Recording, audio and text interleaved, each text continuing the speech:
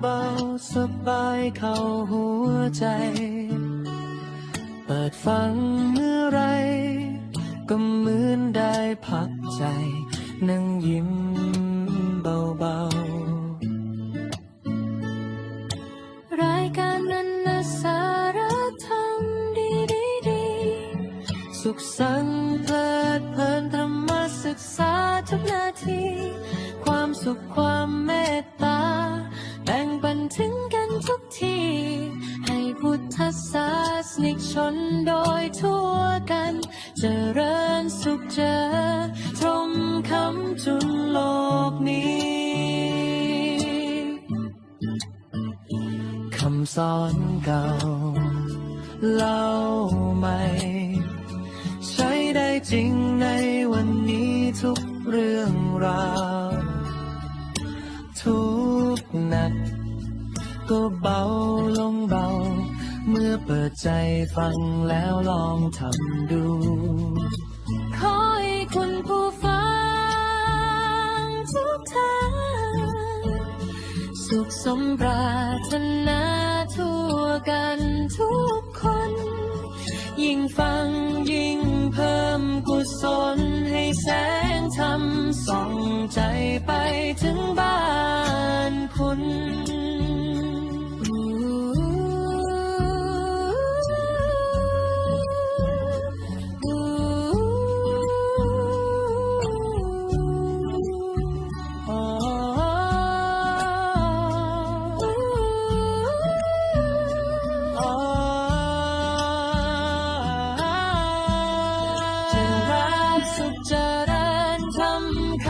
จุนโล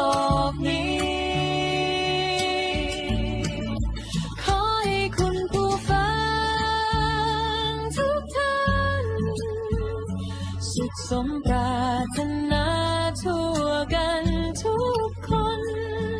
ยิ่งฟังยิ่งเพิ่มกุศลให้แสงธรรมส่องใจไปถึงบ้านคุณ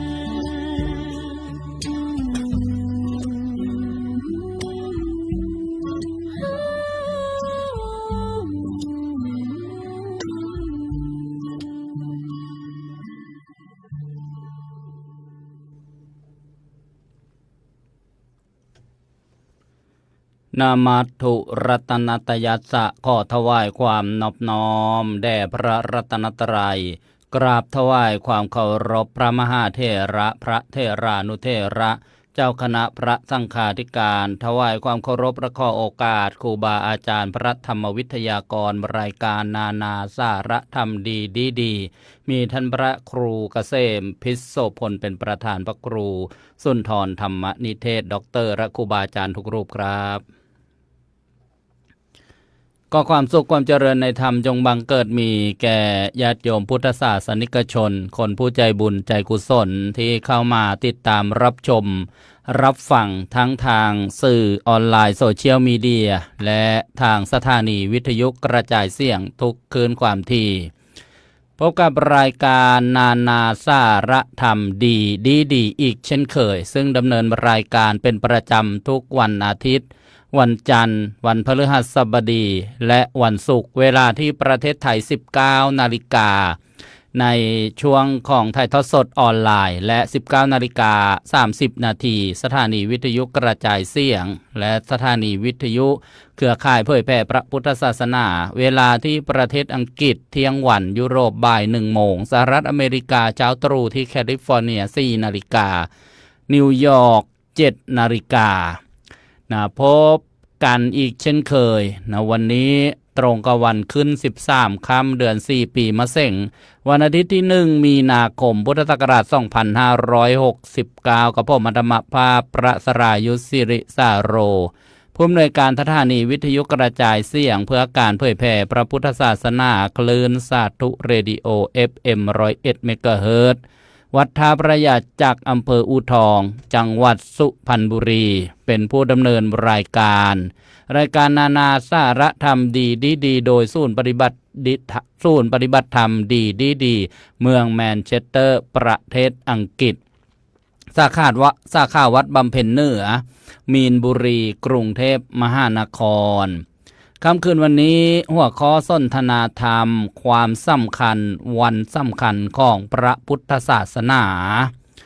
ญาติโยมจะได้มาสดับรับฟังเพราะว่าอีกไม่กี่วันก็จะถึงวันสำคัญของพระพุทธศาสนาของเราวันมาฆบูชาแต่ว่าเราก็ควรที่จะรู้จักความสำคัญว่ามีความสำคัญอย่างไรบ้างเกี่ยวกับพระพุทธศาสนาของเราขอโอกาสครูบาอาจารย์ได้เจริญพรต้อนรับทักทายญาติโยมที่เข้ามารับชมรับฟังทางสื่อออนไลน์โซเชียลมีเดียเพื่อให้ทราบว่าเป็นรอบการถ่ายทอดสดนอกจากนั้นก็ยังมีรอบรีลันบันทึกเพื่อประโยชน์ในการเผยแผ่พระพุทธศาสนาเจริญพรโยมนวลซี่แบโรเที่ยงวันที่ประเทศอังกฤษโยมเคลโอจากฝรั่งเศสบ่าย1 โมงโยมส้มยิ่งมีชื่อจากลพบุรีลพบุรีก็ 19:12 นาทีโยมจะเรียงเสื้อคำอู่ทองสุพรรณบุรีก็โยมโจอัครวิทย์นนทบุรีก็ประเทศไทยโยมไมกนกวันโยมเกษินีไมนุษนนทบุรีโยมกัญญาภักดิ์ปุ่นสวัสดิ์ประจวบคีรีขันธ์ทักทายบางท่านโยมไส้พินช่วยเมืองพัทลุงปักใต้ครูพูนสุขบุญมีอูทองสุพรรณบุรีโยมสำลีเล่าเมืองกลางอำเภอนาตาลอุบลราชธานีก็จะได้นำพาญาติโยมมากราบถวายนมัสการครูบาอาจารย์พระธรรมวิทยากรค่ำคืนวันนี้รูปแรกได้รับความเมตตาจากพระครูเกษมพิโสพลผู้ช่วยเจ้าอาวาสวัดพิโสภารามผู้อำนวยการสถานีวิทยุกระจายเสียงวัดพิโสภาราม FM 102.75 เมกะเฮิรตซ์ออกอากาศส่งกระจายเสียงมาแล้ว22 ปีวัดพิโสภารามอำเภอเขมราชจังหวัดอุบลราชธานีถวายความเคารพครับรูปต่อมาท่านพระอาจารย์พระครูสุนทรธรรมนิเทศด็อกเตอร์ผู้ช่วยเจ้าอาวาสพระอารามหลวงวัดชนาทิพย์เฉลิมอำเภอเมืองสตูลจังหวัดสตูลถวายความเคารพครับรูปต่อมาพระอาจารย์พระครูสมุสมพรญาณวุฒโธผู้ช่วยเจ้าอาวาสวัดพระทองหรือว่าวัดพระพุทธตำบลเทพกษัตรีอำเภอทะล่างจังหวัดภูเก็ตถวายความเคารพครับรูปต่อมาพระมหาภูมิธรรมภูมิปาโลประเรียนธรรม6 ประโยคประธานศูนย์ปฏิบัติธรรมดีเมืองแมนเชสเตอร์ประเทศอังกฤษวัดบำเพ็ญเหนือมีนบุรีกรุงเทพมหานครถวายความเคารพครับและท่านพระอาจารย์พระมหาอุดมพรอุตตมวโรเจ้าอาวาสวัดสี่สมนึกอำเภอบ้านนาซ่านจังหวัดสุราษฎร์ธานีปักใต้บ้านเหล่าถวายความเคารพครับทุกรูปญาติโยมเข้ามาแล้วอย่าลืมช่วยกันกดถูกใจกดไลค์กดแชร์แต่อย่ากดบล็อกนะโยมให้กันไปเลยนะถ้ากดบล็อกเนี่ยนะ เข้าใจให้ถูกด้วยนะโยม ก็จะได้มาฟังพระอาจารย์พระครูเกษมพิโสพลเป็นประธานในการเปิดสนทนาธรรมค่ำคืนวันนี้กับปกิณกะสารธรรมเรียกว่าภาพรวมของความสำคัญวันสำคัญของพระพุทธศาสนากราบอาราธนาพระอาจารย์พระครูเกษมพิโสพลด้วยความเคารพครับขอความนอบน้อมแด่พระรัตนตรัยขอถวายความเคารพพระเถรานุเถระทุกรูป เจริญพรศรัทธาญาติโยมสาธุชนทุกท่านที่กำลังติดตามรายการนานาสารธรรมดีจากสำนักปฏิบัติธรรมนานาสารธรรมดีจากประเทศอังกฤษโอ้ยมื้อนี้เพิ่นว่าหัวข้อเรื่องความสำคัญวันสำคัญของพระพุทธศาสนาคันเว้าถึงวันสำคัญทางพระพุทธศาสนานี่ก็เรียนครูบาอาจารย์แล้วก็เจริญพรญาติโยมซุมื้อนี้อาตมาก็สิพยายามบอกให้มันสอดคล้องกับเอียงหนอว่ากับภูมิฐานหรือว่ากับไหวบ่ อาจารย์มหาภูมิธรรมปัดแห่งมามาหลวงพ่อใหญ่ว่าซั่นโอ้ยอุตส่าห์พยายามลดน้ำหนักอยู่ ก็เลยคิดเห็นสมัยแต่ข้าว เป็นพระบวชบ่ทันหลายพรรษาเนี่ยซ้ำฮอกกระจบนักธรรมเอกนี่ปี2 ปีนี่นะครับผมคิดถึงบรรยากาศท้องสนามหลวงในยุคสมัยนั้นย่างจนขาลอยเด้ครับเว้ยส้มล้านนั่นล้านนี่ที่ตั้งโต๊ะหมู่บูชาไปศึกษาเรียนรู้โต๊ะหมู่5หมู่2หมู่4หมู่6หมู่7หมู่9ไปเบิ่งแล้วก็ถามเจ้าของว่าเฮ็ดจังได๋สิจื้อได้เบิดนี่น้อโดยบ่ต้องจดบันทึกโดยบ่ต้องถ่ายภาพเฮ็ดจังได๋สิจำให้ในสมองได้ ไปเบิ่งหนังสือที่เคยอ่านมาผู้นั้นเขียนหนังสืออันนั้นผู้นั้นเขียนหนังสืออันนี้เช่นยกตัวอย่างว่าเห็นปกหนังสือแล้วจักไผเขียนผมบ่ทันเคยอ่านเลยผมบ่ถามราคาเลยหยิบเอาให้เขาใส่ถุงให้เลยชื่อหัวข้อว่าพระพุทธศาสนาพระอาทิตย์ขึ้นทางทิศตะวันตกบ้าว่ะผมก็ซื้อมาอ่านจังได้หูจักโอ้คิดจังว่าเป็นเหตุเป็นปัจจัยคิดถึงท้องสนามหลวงครับมีความภาคภูมิใจว่าครูบาอาจารย์พระสงฆ์แต่ละวัดแต่ละสำนักในกรุงเทพมหานครก็ดีในต่างจังหวัดก็ดีเพิ่นไปตั้งบูธรอบสนามหลวงครับโอ้ยผมมีความสุขหลาย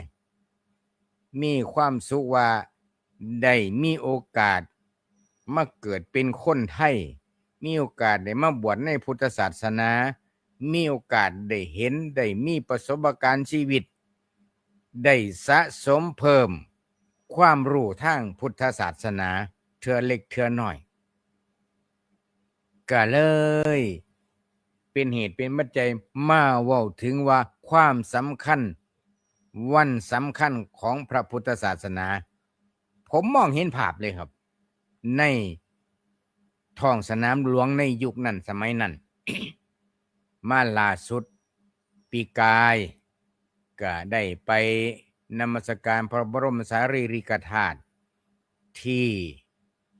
ท้องสนามหลวงเนี่ยโอ้ยคันบ่เกรงใจผู้อื่นเนี่ยผมอยากนั่งอยู่เฮิงๆ แต่ก็บ่ได้ด้วยจำกัดด้วยเวลาจำกัดด้วยสถานที่จำกัดด้วยเพื่อมหาชนเบิดประเทศเพื่อสิได้คิวเขามานมัสการมีความสุขทำให้โดยเฉพาะเวลาสิเดินทางกลับครับสิออกจากท้องสนามหลวงโอ้อาลัยอาวรณ์บ่อยากกลับจังได๋จังซั่นน่ะยังเปรียบเสมือนดังว่าไปนมัสการสถานที่ที่พระพุทธองค์ทรงตรัสรู้สิไปครั้งใดก็ตามผมมีความรู้สึกเป็นสู่เทื่อกับครั้งแรกว่าเวลาสิลากลับจากต้นพระศรีมหาโพธิ์สถานที่ที่พระพุทธองค์ทรงตรัสรู้จิตอาลัยอาวรณ์แล้วก็ยืนแงนงวกลบหลังเบิ่งทบทวนจื้อยังได้แน่ซั่นนะครับก็มีความสุขไปอีกแบบหนึ่งแต่ว่าในค่ำคืนมื้อนี้ญาติโยมทั้งหลายวันมาฆบูชามื้ออื่นมื้อฮื้อนี่ล่ะสัปดาห์นี้เกินว่าสัปดาห์พระพุทธศาสนาเฮาจำเป็นจะต้องทบทวนแล้วก็วัน2 วันมานี้มีโอกาสไปเยี่ยมญาติเยี่ยมโยมวัดที่จัดสถานปฏิบัติธรรมแน่ก็เว้าถึงวันสำคัญทางพระพุทธศาสนาวันสำคัญทางพระพุทธศาสนานี่สิกระจายไปได้มากได้น้อยนี่ชาวพุทธเฮาต้องซอยกันที่สำคัญตอนนี้พระอาจารย์สรายุทธกำลังแช่สถานีไปอีกแช่ไปอีก4 จุดในประเทศไทยโยมบ่จากซอยเพิ่นแซ่บ่ นี่งานพระศาสนาโยมทาเฮาบ่ซอยกันแซ่ให้มากๆพลังเฮาต้องส่งพลังให้ได้เฮ็ดจังได๋เฮาสิส่งพลังได้กระจายนี่แหละ บ้านนอกคอกหน้าชนบทในกอกในซอกในซอยในหัวในสวนชาวสวนนี่บางครั้งบางคราวบางสถานที่ก็บ่ได้พึ่งพาอาศัยอินเทอร์เน็ตนะต้องอาศัยวิทยุทรานซิสเตอร์ราคาบ่กี่บาทแต่ว่ามันมีอำนาจสร้างพลังบุญอยู่ในจิตในใจของชาวพุทธนี่คือเรื่องที่อยากเปิดใจให้ญาติโยมฟังเพื่อสิได้ร่วมพลังกันเพื่อสิได้ซอยแช่เฮาสิได้สถานีพุทธศาสนาที่ถูกต้องตามกฎหมายอีก4สถานีเพื่ออย่างเพื่อชาวพุทธอย่างเช่นที่จังหวัดอุทัยนี่ญาติโยมได้ยินข่าวแค่นี้โยมเป็นปลื้มอันนี้ผมยังปลื้มแทนโยมนะโอ้ขนาดโยมหูข่าวแค่ว่าสิไปตั้งสถานีวิทยุนี่โยมเป็นปลื้มแล้วครับจังว่ามื้อนี้ก็เลยยังมาแชร์ความรู้สึกให้ศรัทธาญาติโยมผู้ติดตามรับฟังทางวิทยุหลายๆสถานีมื้อนี้คณะนี้ขาดการบ่ต่ำกว่า9สถานีและก็เทปนี่ยังสิไปลิ้นลั่นในรายการต่างๆอีกก็ขอให้ญาติโยมได้ฟังแล้วก็พิจารณาประกอบไปด้วยปัญญาคักๆสำหรับในค่ำคืนมื้อนี้เรื่องที่ครูบาอาจารย์จะสนทนาธรรมกันกะญาติโยมก็คอยติดตามว่าวันสำคัญทางพระพุทธศาสนานี่สำคัญจังได๋เป็นหยังคือสำคัญก็ขอนิมนต์ครูบาอาจารย์แต่ละรูปได้พิจารณาตามกระถูต่อไปครับกราบขอบพระคุณครับพระอาจารย์พระครูเกษมพิโสพลวัดพิโสภารามอำเภอเขมราชจังหวัดอุบลราชธานีนะก็มาระลึกนึกถึงความหลังครั้งเก่านะเรียกว่าเป็นเรื่องของบุญกุศลที่เวลามีสัปดาห์วันสำคัญเช่นวันวิสาขบูชาโลกที่มณฑลพิธีท้องสนามหลวงนะญาติโยมที่เคยไปร่วมงานนะก็คงจะนึกภาพสาระธรรมความรู้นะโต๊ะหมู่บูชานะแล้วก็การสนทนาธรรมการบรรยายธรรมหนังสือนะที่ระลึกหรือความรู้ทางธรรมะโอ้ยอบอวลนะไปด้วยบรรยากาศก็ได้แสดงภาพให้ดูบางครั้งก็ได้ไปนะร่วมงานนะเพราะอะไรจึงมีนะวันสำคัญก็มีบุคคลสำคัญมีบุคคลสำคัญทำเรื่องสำคัญนะจึงมีความสำคัญแล้วก็ถ่ายทอดมาถึงเราค่ำคืนวันนี้โดยนะเนื้อหาเกี่ยวกับวันสำคัญที่ได้รวบรวมค้นมาเนี่ยก็ประมาณ7เรื่องด้วยกันญาติโยมมาฟังนะสักเขปนะหรือว่าขอบเขตการสนทนา1วันธรรมัสวนะหรือเราเรียกกันว่าวันพระนะ2วันวิสาขบูชา3วันอัฐมีบูชา4วันอาสาฬหบูชา5วันมาฆบูชา6นะวันเข้าพรรษาวันออกพรรษา7วันเทโวโรหันะนี่โดยนะเนื้อหาจะได้สดับรับฟังรับชมกันนะในลำดับต่อมาจะได้มาฟังในเรื่องของวันธรรมัสวนะนะหรือว่าวันพระกราบอาราธนาพระอาจารย์พระครูสุนทรธรรมนิเทศด็อกเตอร์วัฒนาทิพย์เฉลิมอำเภอเมืองจังหวัดสตูลด้วยความเคารพครับ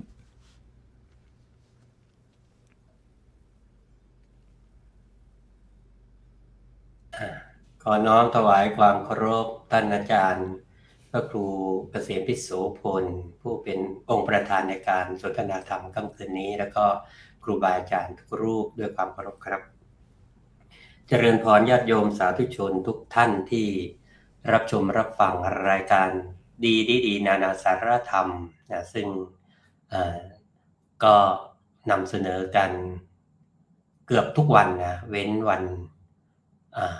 อังคารพุธแล้วก็วันเสาร์ส่วนที่นอกนั้นก็จะเป็นรายการธรรมชาติสงสัยสหรัฐอเมริกาแล้วก็รายการธรรมะปันสุขนะเอามานำเสนอให้ญาติโยมสาธุชนได้ฟังก็เรียกว่า1อาทิตย์นะโยมไม่ผิดหวังนะรายการธรรมะสู่มือถือบ้างนะสู่หน้าจอคอมพิวเตอร์บ้างนะโยมก็ติดตามรับฟังวันนี้มาด้วยแบ็กกราวด์สวยๆโยมนะป่าแถวไหนก็ไม่รู้นะก็เอามาจากใน Facebook นั่นแหละนะโยมนี่ก็ ดูเหมือนสว่างอยู่นะแต่ตอนนี้หัวค่ำแล้วมันเลยมุ่งมิ่งมาแล้วอยู่นะมันเป็นป่านี้ก็คือค่ำแล้วนะหัวกับข้าวคอกแล้วตอนนี้ นะแล้วก็คนกับข้าวบ้านนะ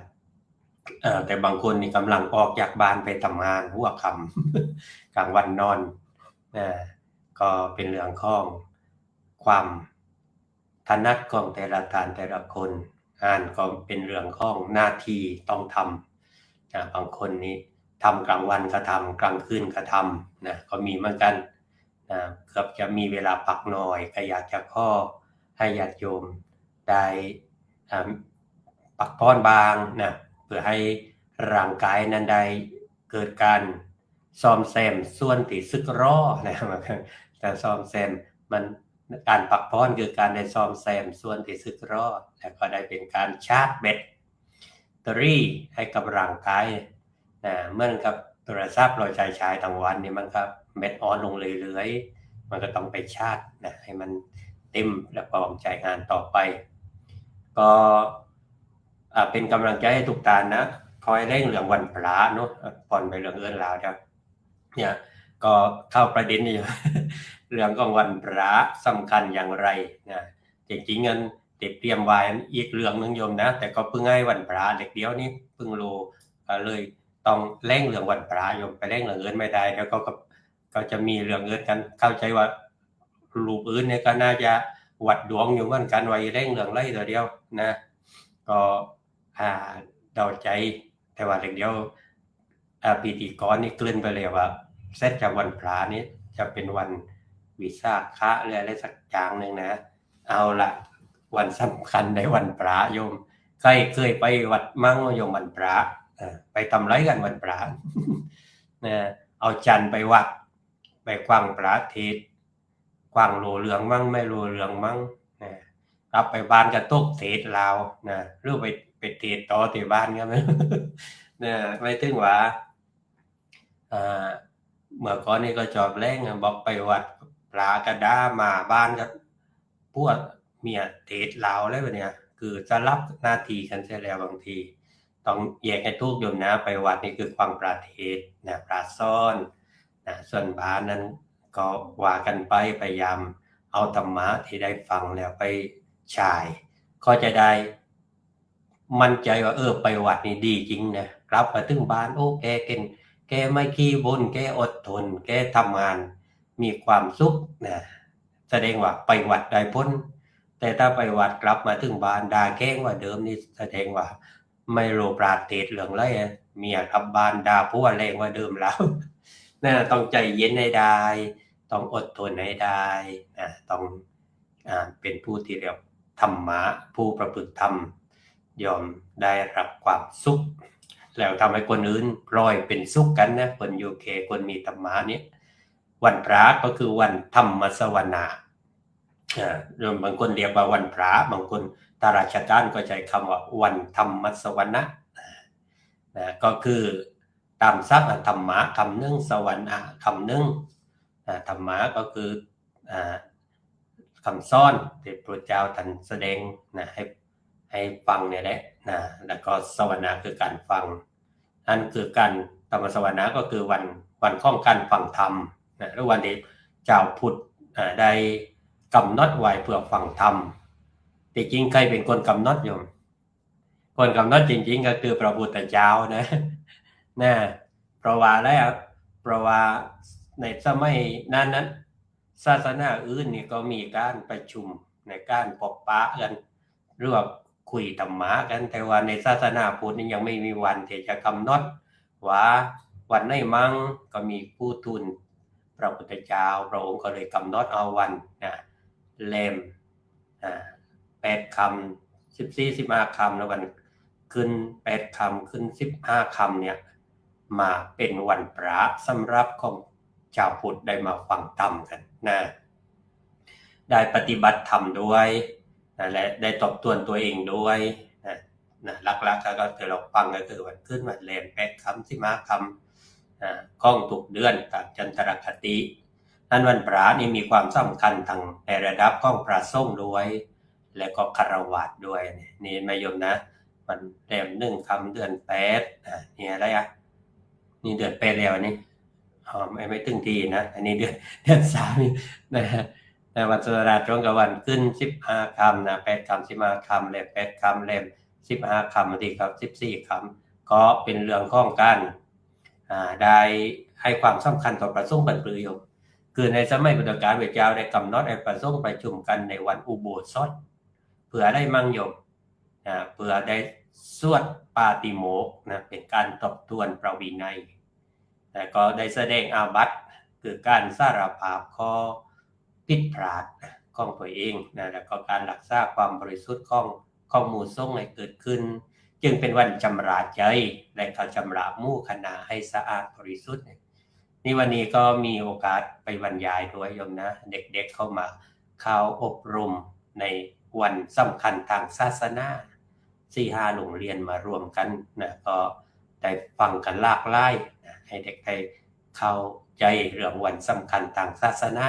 นะโดยการเมตตาของหลวงพ่อรองเจ้าคณะจังหวัดเนี่ยท่านเจ้าวาดพระวิมลธรรมรสเจ้าวาดวัชนาทิพย์เจริญเนี่ยท่านเมตตามาเป็นประธานเปิดแล้วก็มีนายกองค์การบริหารส่วนท้องถิ่นจังหวัดสตูลด้วยแล้วก็คนที่จัดก็คือทางพุทธสมาคมจังหวัดสตูลเนี่ยไปเด็กได้ทำกิจกรรมให้เขาได้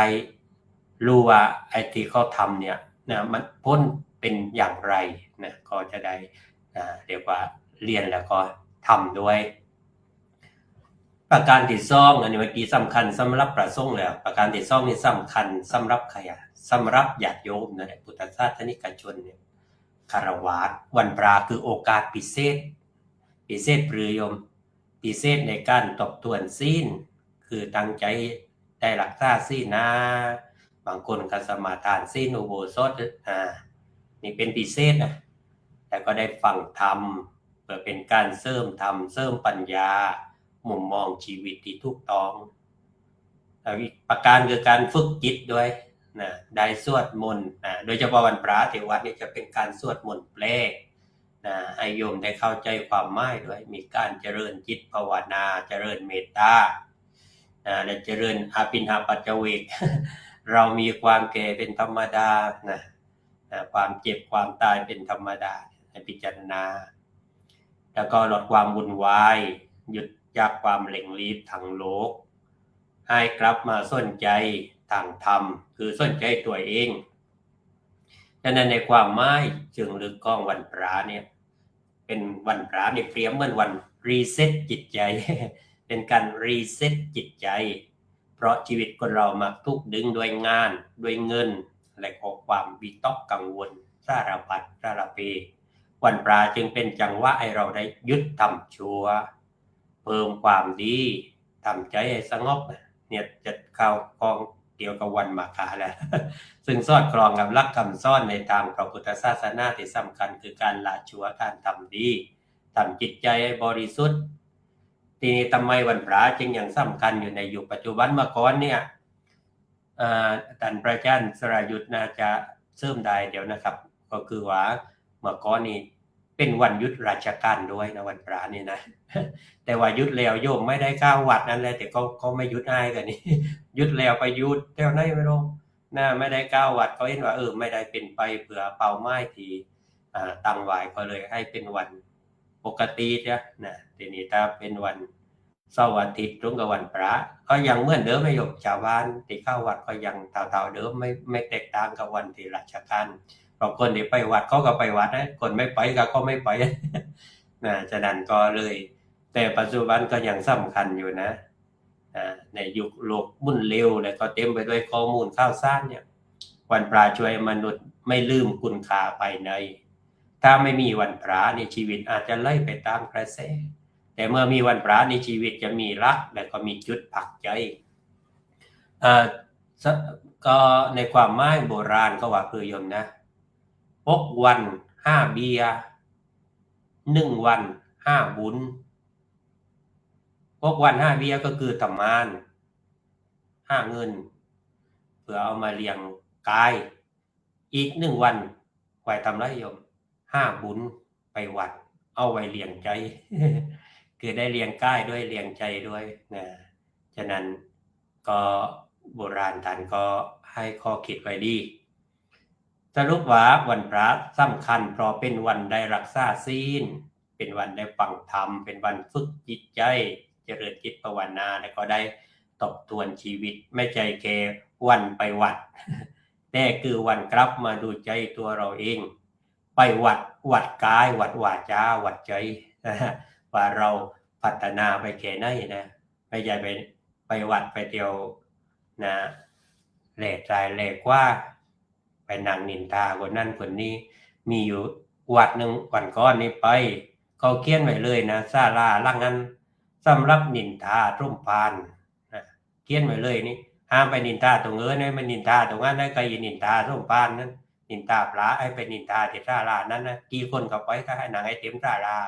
นินทากันไปแต่ตรงนั้นอย่าไปนินทานะอันนี้ไม่รู้ว่าเจ้าวาดเขียนไว้เองไหมหรือว่าใครไปเขียนตั้งไว้หรือศาลานินทาสมภารสมภารก็คือเจ้าวัดให้โยมนะแต่ไม่ได้บอกว่านินทาลูกวัดกันมานะแต่เห็นก็บอกนินทาสมภารองเดียวเพราะว่าสมภารนี่ทำไรก็ถ้าดีก็เมื่อตัวไม่ดีก็ตกนินทาน่าเห็นดูว่าสมภารผู้เต็มไปด้วยภาระนะเป็นไปกับด้วยภาระเหมือนตกนรกมันก็เป็นสมภารนะ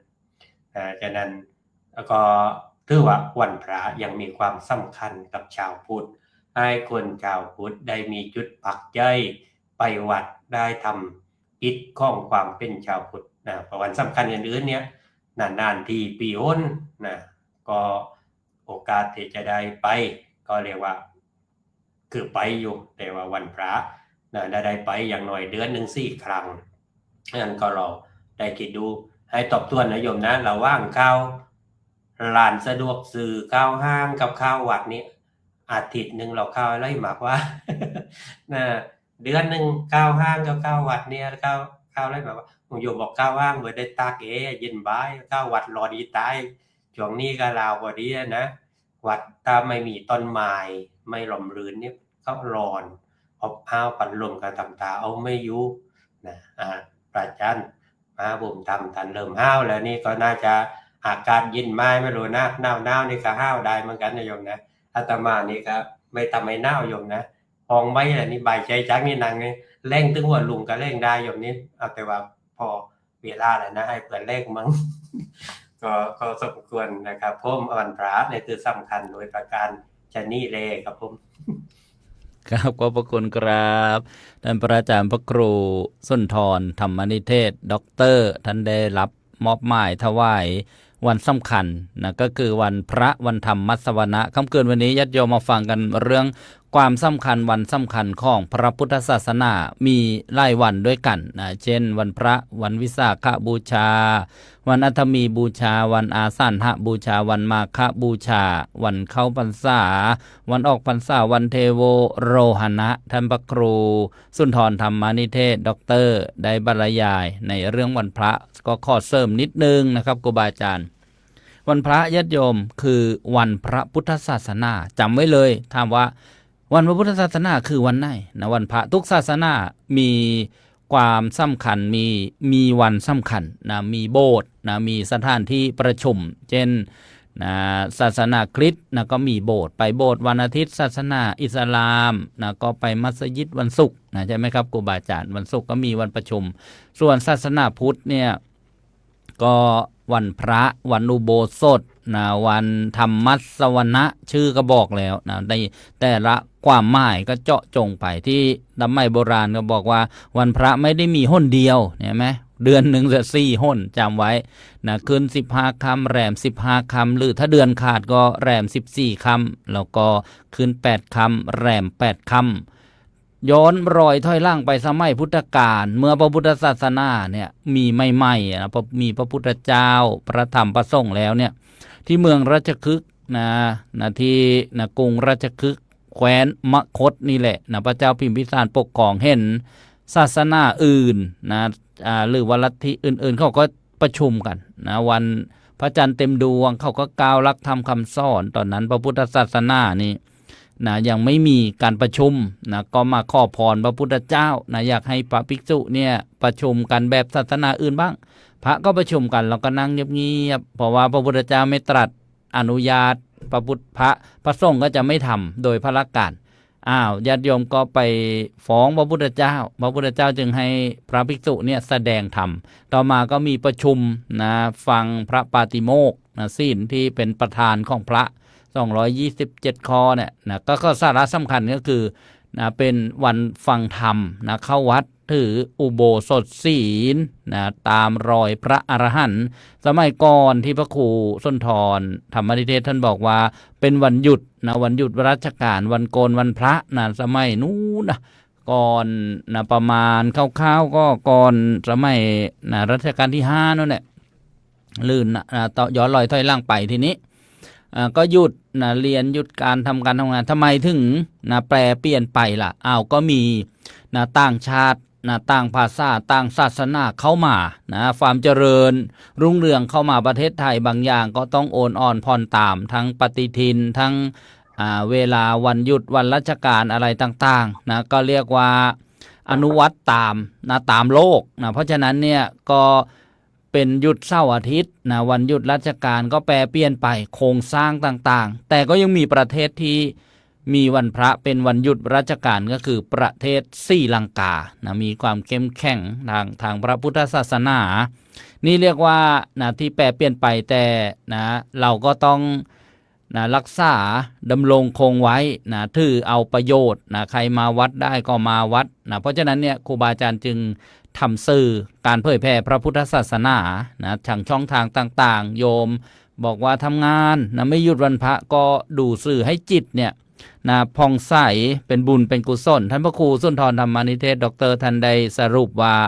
นะเกี่ยวกับวันพระวันธรรมสวนะวันพระพุทธศาสนาของเรานี่ประมาณ3ประเด็นด้วยกันสำหรับพระสงฆ์นะก็ลงนะประชุมนะฟังพระปาติโมกข์นะปรงอาบัติแสดงอาบัติแสดงธรรมพบปะกับญาติโยมอบรมสั่งสอนญาติโยมนะประการที่2คฤหัสถ์เนี่ยก็มาวัดนะมาให้ทานรักษาศีลฟังเทศน์ฟังธรรมประการที่3มาฝึกจิตฝึกใจนะเหมือนชาร์จแบตนะญาติโยมคฤหัสถ์เนี่ย7วันครั้งหนึ่งนะต้องมาชาร์จมารีเซ็ตนะบางคนนี่ไม่ไหวและโปรแกรมมันมั่วต้องฟอร์แมตล้างเครื่องใหม่คอมพิวเตอร์เนี่ยนะแล้วก็เหมือนมาชาร์จแบตโทรศัพท์ใช้ไปชาร์จไปถ้าไม่ชาร์จเสื่อมนะแบตก็อาจจะเสียส่วนพระเนี่ยท่านอยู่ในวัดเป็นขอบเป็นเขตเป็นสถานที่แล้ว15วันนะชาร์จทีหนึ่ง หรือว่ารีเซ็ตทีหนึ่งนี่สำหรับพระภิกษุนี่ก็เป็นความรู้สาระความสำคัญวันสำคัญของพระพุทธศาสนาวันพระวันธรรมสวนะวันพระพุทธศาสนาของเราก็กราบอนุโมทนาขอบพระคุณพระอาจารย์พระครูสุนทรธรรมานิเทศดร.อย่างสูงครับท่านพระอาจารย์พระครูเกษมพิโสพลมีศาสนกิจเผยแผ่พระพุทธศาสนาทางสถานีวิทยุกระจายเสียงต้องไปสนทนาธรรมประชาสัมพันธ์กับญาติโยมผู้ฟังที่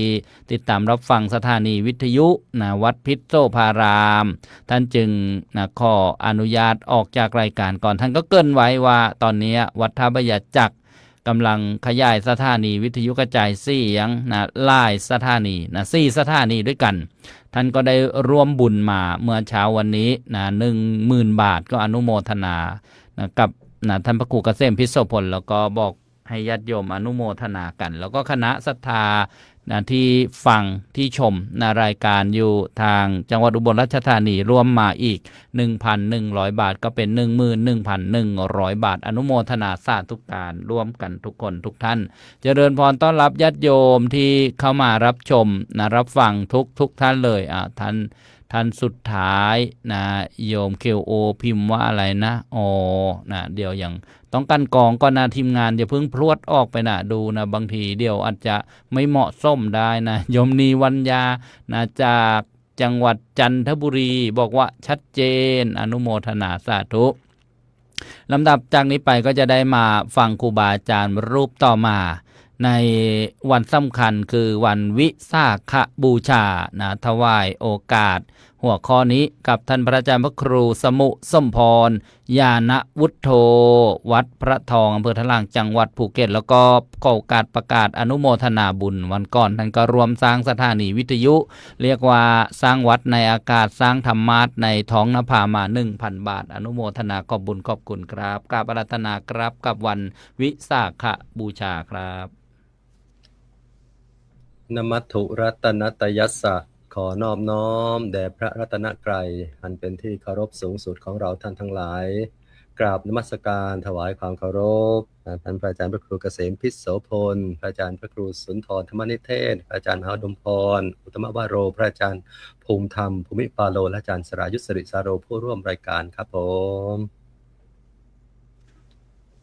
ขอความเจริญในศีลในธรรมจงบังเกิดมีแด่ศรัทธาสาธุชนญาติโยมทุกคนทุกท่านที่กำลังรับชมรับฟังรายการนานาสาระธรรมดีอยู่ในขณะนี้ทุกช่องทางคุณโยมในวันนี้เรามาฟังกันในเรื่องของความสำคัญวันสำคัญทางพระพุทธศาสนาว่าเป็นอย่างไรเราฟังจากพระอาจารย์พระครูสุนทรธรรมนิเทศไปวันสำคัญวันแรกก็คือวันธรรมสวนะซึ่งคลุมทั้งหมดเลยคุณโยมวันธรรมสวนะคือวันพระเนี่ยคลุมทั้งหมดแต่จะมีวันที่สำคัญที่เจาะเป็นประเด็นเป็นเรื่องราวที่เกิดขึ้นในพุทธศาสนาวันนี้ได้รับความเมตตาจากครูบาอาจารย์ให้มาเป็นผู้นำเสนอในวันวิสาขบูชาเป็นวิสาขบูชาโลกเป็นยังไงคุณโยมวันนี้ถือว่าอาตมาโดยส่วนตัวอาตมาว่าเป็นวันสำคัญที่สุดเพราะถ้าไม่มีวันวิสาขบูชาเนี่ยจะไม่มีวันในทางพระพุทธศาสนาอย่างแน่นอนเพราะอะไรเพราะมีเหตุการณ์ที่สำคัญที่เกิดขึ้นอยู่3ประเด็นหลักๆที่เราควรจะทำความเข้าใจกันในวันที่สำคัญที่สุดนี้ก็คือวันวิสาขบูชาวิสาขบูชาหมายถึงวิสาขปุรณมีการบูชาในวันเพ็ญเดือน6คุณโยมเดือน6ยกเว้นว่าปีไหนเป็นปีที่มีเดือน8 2หนก็คือเหมือนปีนี้คุณโยมปีอธิกมาศเนี่ยก็จะเลื่อนไปเป็นวันเพ็ญเดือน7คือขึ้น15ค่ำเดือน7วันปีนี้ก็จะเป็น8 2หนฉะนั้นวันนี้มีความสำคัญอย่างไรเราท่านทั้งหลายจึงต้องมาบูชาระลึกนึกถึงด้วยเหตุประการอะไรนั้นโยมก็จะส่วนมากก็จะเข้าใจแล้วแหละว่ามีเหตุการณ์ที่เรามาระลึกนึกถึงด้วยเหตุการณ์3ประการที่เกิดขึ้นในวันนี้ก็คือเป็นวันที่พระพุทธเจ้าทรงประสูติแล้วก็เป็นวันที่พระองค์ทรงตรัสรู้และเป็นวันที่พระองค์ทรงปรินิพพาน3เหตุการณ์นี้เกิดขึ้นในปีเดียวกันในวันเวลาเดียวกันอาจจะต่างที่จริงบอกว่าต่างวันต่างเดือนต่างปีแต่ถ้าเราพูดถึงในเรื่องของคำว่าพุทธเจ้าหรือว่าพุทธะใน3ความหมายคุณโยมเกริ่นไว้ก่อนเกริ่นในความหมายถ้าพูดถึงพระพุทธเจ้าในความหมายของอันระดับแรกคือพุทธสัญลักษณ์พุทธสัญลักษณ์เราจะมีสัญลักษณ์ความเป็นพุทธแค่พุทธรูปหรือว่าเครื่องอื่นใดที่แสดงความเป็นพระพุทธเจ้าเนี่ยเราก็จะมีเห็นแล้วก็จะกราบจะไหว้กันประการที่2พุทธบุคคลพุทธบุคคลคือบุคคลที่มีจริงในประวัติศาสตร์พุทธเจ้าประสูติที่ไหนตรัสรู้ที่ใดปรินิพพานที่ใดเราก็จะรู้เดี๋ยวจะฟังว่าพระองค์ท่านประสูติตรัสรู้ปรินิพพานที่ไหนอย่างไรอาจจะเป็นวันเพ็ญเดือน6แต่อาจจะต่างปีต่างพศกันตอนนี้แต่ในความหมายหนึ่งที่บอกว่าครูบาอาจารย์ท่านบอกว่าที่มันเป็นวันเวลาเดียวกันเกิดขึ้นด้วยพุทธภาวะที่เกิดขึ้นที่ตอนที่พระองค์ทรงตรัสรู้และประสูติตรัสรู้ปรินิพพานเกิดเป็นพุทธเจ้าก็คือวันตรัสรู้ดับขันธ์ปรินิพพานคือดับกับกิเลสก็คือในวันตรัสรู้ประสูติตรัสรู้ในวันเดียวกันเนี่ยถ้าความหมายอย่างเนี้ยท่านบอกว่าประสูติตรัสรู้ในวันเดียวกันแต่นี้เรานำมาพูดถึงในเรื่องของพุทธบุคคลคุณโยมในลักษณะพุทธบุคคลที่เกิดขึ้นจริงในประวัติศาสตร์ทางพระพุทธศาสนา เราท่านทั้งหลายถ้าพูดถึงวันสำคัญทางพุทธศาสนาวันที่พระพุทธเจ้าประสูติเนี่ยเป็นวันที่มีความเด่นชัดที่สุดที่พระอาจารย์สรายุทธขึ้นไว้วันวิสาขบูชาโลกวันนี้เนี่ยคุณโยมเป็นวันสำคัญสากลของโลกที่สหประชาชาติเนี่ยรับรองวันที่13ธันวา2542คุณโยมที่องค์การสหประชาชาติเนี่ยรับรองยอมรับยติในที่ประชุมกำหนดให้วันวิสาขบูชาเป็นวันสำคัญสากลของโลกโยมลองคิดดูนะมีวันสำคัญไหนของศาสนาใดที่สหประชาชาติยอมรับให้เป็นวันสากลวันหยุดสากลโลกไม่มีนะโยมนะยกเว้นวันวิสาขบูชาของชาวพุทธของเราน่าดีใจไหมโยมน่าดีใจเมื่อองค์การสหประชาชาติเนี่ยรับรองให้วันวิสาขบูชาเนี่ยเป็นวันสากลสำคัญของโลกชื่อว่าวิสาขเดย์คุณโยมวิสาขเดย์คนที่ยื่นญัตติก็คือชาวศรีลังกาใน2542นู่นคุณโยมลึกลงไป2542เพราะอะไรสหประชาชาติทรงพิจารณาสะท้อนถึงเห็นคุณูปการของพระพุทธองค์พุทธเจ้าของเราเนี่ยในฐานะมหาบุรุษผู้เปี่ยมด้วยเมตตาธรรมที่ทรงเปิดกว้างให้ผู้คนจากทุกศาสนามีโอกาสศึกษาหลักธรรมโดยไม่ต้องเปลี่ยนศาสนาคุณโยมใครก็มาสามารถศึกษาหลักธรรมทางพุทธศาสนาได้ไม่ต้องมาเปลี่ยนศาสนาและก็ทั้งสิ้นถือว่าเป็นการสร้างความสุขแห่งมวลชนมนุษยชาติสร้างสันติสุขอย่างแท้จริงของมวลมนุษยชาติสงครามไม่เกิดขึ้นถ้าเราเนี่ยมาสนใจหลักคำสอนทางพุทธศาสนาไม่เบียดเบียนซึ่งกันและกันอยู่กันอย่างสันติสุขสร้างสันติภาพให้เกิดขึ้นเนี่ยเพราะอย่างเนี้ยสหประชาชาติเห็นความสำคัญแบบมหาบุรุษเกิดขึ้นในโลกนี้เกิดขึ้นเราท่านทั้งหลายการที่จะมหาบุรุษจะเกิดขึ้นในโลกนี้ได้สักท่านหนึ่งองค์หนึ่งเนี่ยเป็นสิ่งที่ยากโยมฟังบ่อยว่ากิจโฉพุทธานะมุปปาโทการที่พระพุทธเจ้าเนี่ยจะอุบัติขึ้นในโลกใบนี้เป็นสิ่งที่ยากแสนยากอาจารย์สรายุทธก็พูดบ่อยโอ้โหกว่าจะกำเนิดเกิดมาเป็นพุทธเจ้าเนี่ยต้องบำเพ็ญบุญบารมีกี่อสงไขย4อสงไขยกับอีก100,000มหากับอะไรในแสนมหากับยาวนานมากๆคุณโยมกว่าจะมีอุบัติขึ้นสักองค์หนึ่งเช่นเดียวกันมหาบุรุษที่เกิดขึ้นในโลกใบนี้ในพุทธธันดรเนี่ยก็ยากเหมือนกันพระองค์ทรงบำเพ็ญเพียรมานานกว่าจะมาเกิดในโลกมนุษย์ใบนี้เนี่ยไปเกิดเป็นสันดุสิตเทวดาอะไรเนี่ยที่ชาติสุดท้ายจากเวสสันดรนะคุณโยมต้องมีเทวดาไปเชิญมูลมาจะมาพิจารณาว่าจะมาเกิดในโลกใบนี้ตอนไหนยังไงอาจารย์มหามีภูมิธรรมอย่าเพิ่งหาวนะผมบรรยายไม่หาวเนี่ยกว่าจะได้เกิดนะไม่ธรรมดานะโยมนะพูดไปพูดมาอาจารย์มหาภูมิธรรมนั่นหาวเมื่อไรจะเข้าเรื่องสักทีหนึ่งคุณโยมเดี๋ยวจะให้สมควรแก่เวลาเนี่ยปรากฏว่าตอนที่พระองค์ท่านมากำเนิดบนโลกมนุษย์ใบนี้กับนางที่พระนางสิริมหามายาสิริมหามายานะถ้าจำไม่ผิดนะเดี๋ยวผิดแล้ว พอไปแซวอาจารย์มหาภูมิธรรมนี่รู้สึกจะมีเพ้อไปเหมือนกันในพระองค์ท่านเนี่ยสิริมหามายาเนี่ยเมื่อตั้งพระครรภ์เอาโยนตรงนี้ตั้งพระครรภ์ได้10 เดือนแต่เนี้ยจวนจะคลอดคุณโยมจวนจะคลอดเนี่ยขออนุญาตพระเจ้าสุโธทนะเนี่ยจะไปคลอดปกติเนี่ยท่านบอกว่าจะไปคลอดที่เมืองไหนคุณโยมที่เมืองของตัวเองก็คือเทวทหะของโยมของคุณพ่อของท่านก็ได้โอกาสท่านก็พากันไปที่จะไปคลอดที่เมืองกรุงเทวทหะแต่เนี้ยการเดินทางไปเนี่ยพอไปถึงระหว่างกรุงเทวทหะและกบิลพัสคุณโยมปรากฏว่าพระนางก็ทรงเจ็บพระครรภ์ก็เลยลงไปที่สวนลุมพินีนี่แหละสวนลุมพินีวันที่เราเคยได้ยินได้ฟังไม่ใช่สนามมวยนะโยมนะ สวนลุมพินีที่กรุงกบิลพัสกับกรุงเทวทหะถ้าตอนนี้อยู่ที่ประเทศไหนประเทศเนปาลใช่ไหมอาจารย์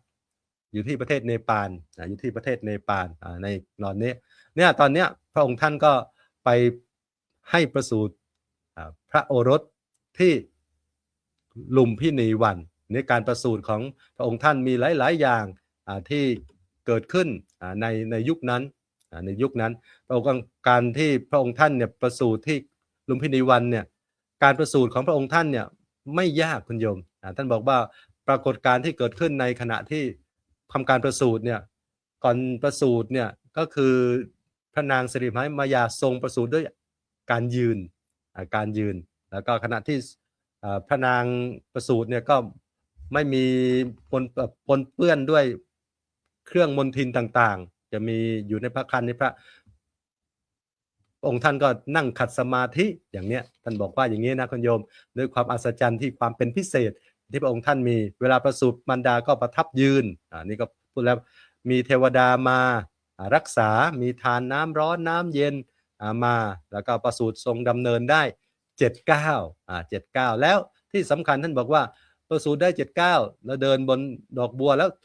ยังเปล่งอภิสวาจาคือวาจาอย่างองอาจจะมีภาษาบาลีด้วยแต่อาจจะพูดเป็นภาษาไทยว่า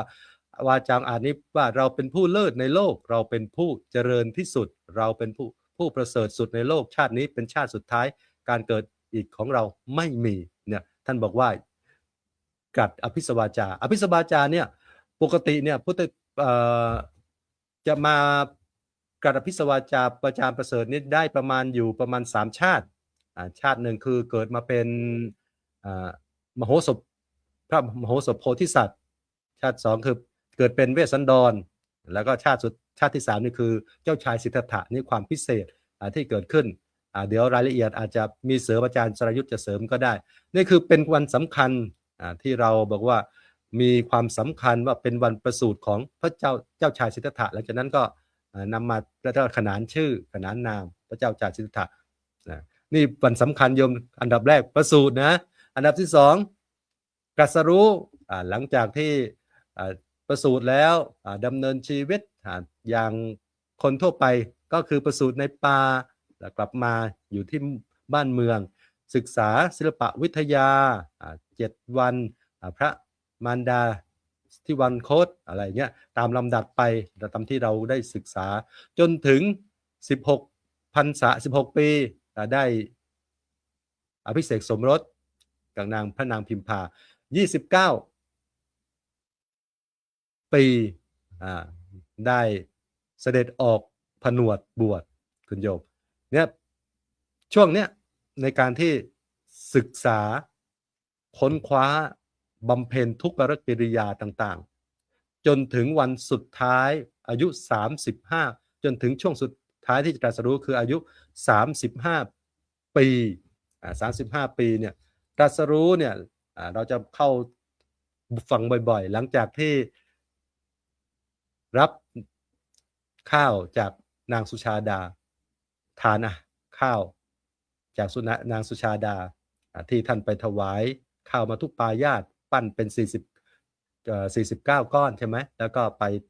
อธิษฐานถาดทองคำลอยน้ำในรัญชราข้ามแม่น้ำเรัญชราไปคุณโยมข้ามไปรับยาคาจากโสธิยพราหมณ์แล้วก็นำไปสู่จุดนี้ก็คือตรงไหนนี่ที่ขึ้นอยู่ข้างหลังคนที่ต้นพระศรีมหาโพธิ์ที่อาจารย์มหาภูมิธรรมท่านไปปฏิบัติอย่างเคร่งครัดอย่างยิ่งยวดที่ผ่านมานะคุณโยมจนมีอาการต้องรีบกลับมารักษาตัวถึงปัจจุบันเนี่ยตรงนี้แหละคุณโยมเนี่ยที่พุทธคยาในปัจจุบันเนี่ยนี่คือสถานที่ที่พระพุทธเจ้าตรัสรู้อนุตตรสัมมาสัมโพธิญาณตรัสรู้เป็นพระพุทธเจ้าของเราก็อยู่ตรงนี้คุณโยมในวันขึ้น15 ค่ำเดือน6ทรงตรัสรู้หลังจากที่พระองค์ท่านเนี่ยไปรับยาคาจากโสธิยพราหมณ์แล้ว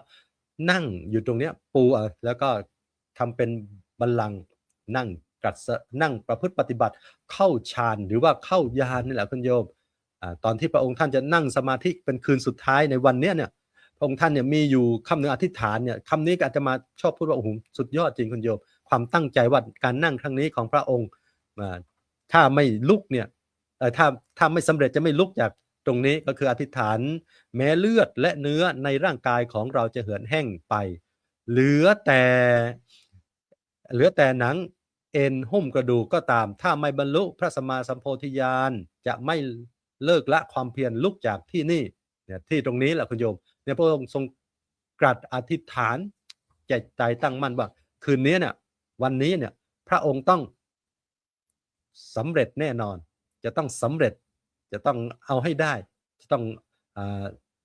เอาให้ชนะมารทั้งหลายทั้งปวงที่เราเคยได้ยินได้ฟังกว่าพระองค์ท่านจะสำเร็จได้เนี่ยโอ้โหสู้กับพญามารทั้งหลายทั้งปวงที่มาก่อกวนต่อไม่อยากจะให้พระองค์ทรงตรัสรู้เป็นพระพุทธเจ้าพญาวสวัตตีมารเนี่ยทรงมารบกวนทรงสาวกทรงลูกสาวมารบกวนต่างๆนานาแต่ว่าพระองค์ท่านก็ทรงประพฤติปฏิบัติในยามต้นบรรลุบุพเพนิวานุสติญาณทรงลึกถึงชาติได้ในอดีตทรงของตนมาและผู้อื่นได้ยามที่2เนี่ยทรงบรรลุจตุปปาตญาณรู้แจ้งการเกิดและการดับของสรรพสัตว์ทั้งหลายและจนถึงยามสุดท้ายยามที่3เนี่ยจนบรรลุอาสวัคคยญาณก็คือรู้แจ้งเห็นจริงรู้อริยสัจสี่รู้ทุกข์สมุทัยนิโรธมรรคและรู้สิ่งเหล่านี้ทั้งหมดครบรอบจนทำให้กิเลสหมดไปตรัสรู้เป็นอนุตตรสัมมาสัมโพธิญาณเป็นพระพุทธเจ้าของเราเกิดขึ้นในวันวิสาขบูชาวันเพ็ญเดือน6หลังจากนั้นพระองค์ท่านก็ทรงเสวยที่สุขอยู่ตรงนี้ตามที่เราเคยได้ยินได้ฟังครูบาอาจารย์เคยพูดแล้วอยู่49วัน7สัปดาห์และถึงโอกาสจะไปเผยแผ่ธรรมทรงไปประกาศพระศาสนาไปแสดงธรรมกันแรกกับปัญจวัคคีย์ทั้ง5และเผยแผ่ธรรมระยะเวลาในการเผยแผ่ธรรม45ปีคุณโยมในการทำหน้าที่ของความเป็นพุทธเจ้าของเราในการเผยแผ่ธรรมให้ชาวโลกของเราโอ้ไม่ธรรมดาจนถึงมาปีนี้เนี่ยรวมแล้วเนี่ย 2,669 ปีแต่ถ้ารวมตั้งแต่ท่านพระพุทธเจ้าประสูติเนี่ย2,614 ปีปีนี้ 2,569 ปีบวกกับ45 ปีในการเผยแผ่ธรรมเป็น 2,614 ปีพอดีคุณโยมฉะนั้นพระองค์ท่านใช้เวลา45พรรษาในการเผยแผ่พระธรรมคำสอนของพระองค์ในการเผยแผ่นี้ลำบากขนาดไหนยุคสมัยก่อนโอ้โหโยมกว่าจะไปเผยแผ่แต่ละที่แต่ละทางไปให้คนนับถือได้ต้องไปเผยแผ่ให้ผู้นำผู้ลัทธิต่างๆให้เห็นคล้อยตามให้มาศรัทธาได้เนี่ยอาตมาภาพว่าโอ้โหไม่ธรรมดาเราแค่จะไปถ่ายทอดธรรมะให้คนที่ไม่ศรัทธาเราฟังบางทียังเขาไม่อยากฟังเลยเรายังไม่อยากจะสอนเลยใช่ไหมลำบากขนาดไหนเมื่อก่อนนี่พระองค์ท่านใช้บารมีมากความอดทนอดกลั้นอย่างมากมายคุณโยมใช้เวลาจนถึงจวบถึงอายุ80พรรษา80ปีวาระสุดท้ายของพระองค์ท่านไม่ธรรมดาจนเผยแผ่พุทธศาสนาจนวาระสุดท้าย80ปีพระองค์ท่านเนี่ยทรงประทับอยู่ที่เวลุวขามนู่นเมืองแคว้นไผ่สาลีเวสาลีเนี่ยจนถึงนู้นแหละจนสุดท้ายท่านก็เสด็จไปวันที่พึ่งเดือน6เนี่ยไปโปรดท่านด้วยกับจะไปปรินิพพานแหละคุณโยมและสุดท้ายเนี่ยก่อนจะปรินิพพานท่านก็ยังเมตตาและท่านรับอาหารจากนายจุนทะที่ปรุงอาหารให้อย่างดีอาหารนั้นท่านบอกว่าสุกรมัทวะเนี่ยที่นายจุนทะตั้งใจถวายให้ปรากฏว่าฉันแล้วก็อาพาธที่เคยเป็นเนี่ยเกิดขึ้นมาบางคนก็กลัวจะไปโทษนายจุนทะไว้ว่าถวายอาหารแล้วทำให้พระพุทธเจ้าเราปรินิพพานพระท่านก็ได้กล่าวไว้อาหารที่บิณฑบาตที่มีบุญมากที่สุดอานิสงส์มากที่สุดมีอยู่2อย่างก็คือตอนที่พระองค์ท่านจะตรัสรู้และพระองค์ท่านจะปรินิพพานเนี่ยเป็นการเหมือนปลอบใจไปด้วยว่าโอ้ถ้าเกิดมีใครเนี่ยสุดท้ายสุดเนี่ยพระองค์ท่านก็ไปถึงเมืองกุสินาราที่กุสินารานี่แหละ ทีละสารวโนทยานเป็นสถานที่สุดท้ายที่พระองค์ทรงปรินิพพานในวันเพ็ญขึ้น15 ค่ำเดือน6เหมือนเดิมคุณโดมเนี่ยวันเวลาประสูติตรัสรู้ปรินิพพานในวันเวลาเดียวกันก็คืออย่างนี้อันนี้พระองค์ท่านก็ก่อนที่ปรินิพพานเนี่ยก็ยังทำการบวชให้ในสุภัททะเป็นคนสุดท้ายโปรดจนวาระสุดท้ายคุณโยมแล้วก็ตรัสคำหนึ่งที่เป็นปัจฉิมโอวาทให้เราชาวพุทธได้สดับรับฟังกันเป็นข้อเตือนจิตสกิจใจจนถึงปัจจุบันเป็นธรรมที่รวมหมวดธรรมทั้งหมดเหมือนรอยเท้าช้างก็คือหันทธานิภิกขเวอามันตยามิโววยธรรมมาสังขาราอปปาเทนะสัมปาเทถะดูก่อนภิกษุทั้งหลายอันว่าสังขารทั้งหลายย่อมมีความเสื่อมสลายไปเป็นธรรมดาท่านทั้งหลายจงยังกิจทั้งปวงอันเป็นประโยชน์ของตนและประโยชน์ของผู้อื่นให้บริบูรณ์ด้วยความไม่ประมาทเถิดสุดท้ายท่านจบท้ายด้วยความไม่ประมาทคุณโยมนี่คือวันที่เรามาระลึกนึกถึงวันวิสาขบูชามีความสำคัญวันประสูติตรัสรู้และปรินิพพานขององค์สมเด็จพระสัมมาสัมพุทธเจ้าในเชิงของพุทธบุคคลที่เกิดขึ้นมีในพระพุทธศาสนาเราจริงเมื่อ 2,614 ปีที่ผ่านมา 2,600 กว่าปีที่ผ่านมานั้นเหตุการณ์3ประการนี้เกิดขึ้นในวันเวลาเดียวกันนับเป็นเรื่องอัศจรรย์ซึ่งยังไม่เคยมีประจวบกันอย่างนี้แก่ผู้หนึ่งผู้ใดและเหตุการณ์นี้ไม่เคยมีเกิดขึ้นมาก่อนก็ได้ว่าการอุบัติขึ้นของพระพุทธเจ้าขึ้นมาในโลกและได้ทรงประดิษฐานพุทธศาสนาเพื่ออนุเคราะห์โลกให้เกิดประโยชน์สุขแก่มนุษยชาติและสัตว์โลกทั้งมวลวันวิสาขะจึงนับว่าเป็นวันสำคัญสูงสุดในพระพุทธศาสนาเป็นวันที่ก่อให้เกิดพระพุทธเจ้าผู้ตรัสรู้พระธรรมและนำมาสั่งสอนแก่เวนยสัตว์ทำให้เรามีพระสงฆ์สืบทอดพุทธศาสนาจนถึงปัจจุบันดังนั้นวันนี้มีความสำคัญอย่างนี้ให้เรามานึกถึงทำคุณงามความดีถวายเป็นพุทธบูชาใช้เวลามา20 นาทีได้คุณโยมอาจจะยาวไปนิดนึงแต่ว่าก็ใช้เรื่องมันยาวแล้วคุณโยมเรื่องของวันวิสาขบูชานั้นก็ประเด็นสำคัญคือวันสำคัญสากลของโลกและก็เป็นวันที่เรามาลึกถึงวันประสูติตรัสรู้และปรินิพพานของพระพุทธเจ้าก็เอาไว้เพียงแค่นี้อนุโมทนาบุญกับครูบาอาจารย์ทุกรูปแล้วก็ญาติโยมทุกคนทุกท่านที่ตั้งใจฟังด้วยดีอนุโมทนาบุญครับผมขอบพระคุณครับพระอาจารย์พระครูสมุสมพรญาณวุฒโธเวลาของรายการของเราก็หมดลงไปแล้ว1 ชั่วโมงนะญาติโยม ท่านก็บรรยายแบบเพลินเลยเหมือนเข้าไปในบรรยากาศนะจริงๆเนี่ยย้อนรอยถ้อยลั่งนะถ้าจะนับจากวันที่พระพุทธเจ้าประสูติตอนประสูติเนี่ยเจ้าชายสิทธัตถะหรือสิทธัตถะกุมารเนี่ยยังไม่เป็นพระสัมมาสัมพุทธเจ้านะเป็นพระโพธิสัตว์ก็ได้ 2,569 บวก 80นะโยมนะถ้าถามว่านับแต่ประสูติเนี่ย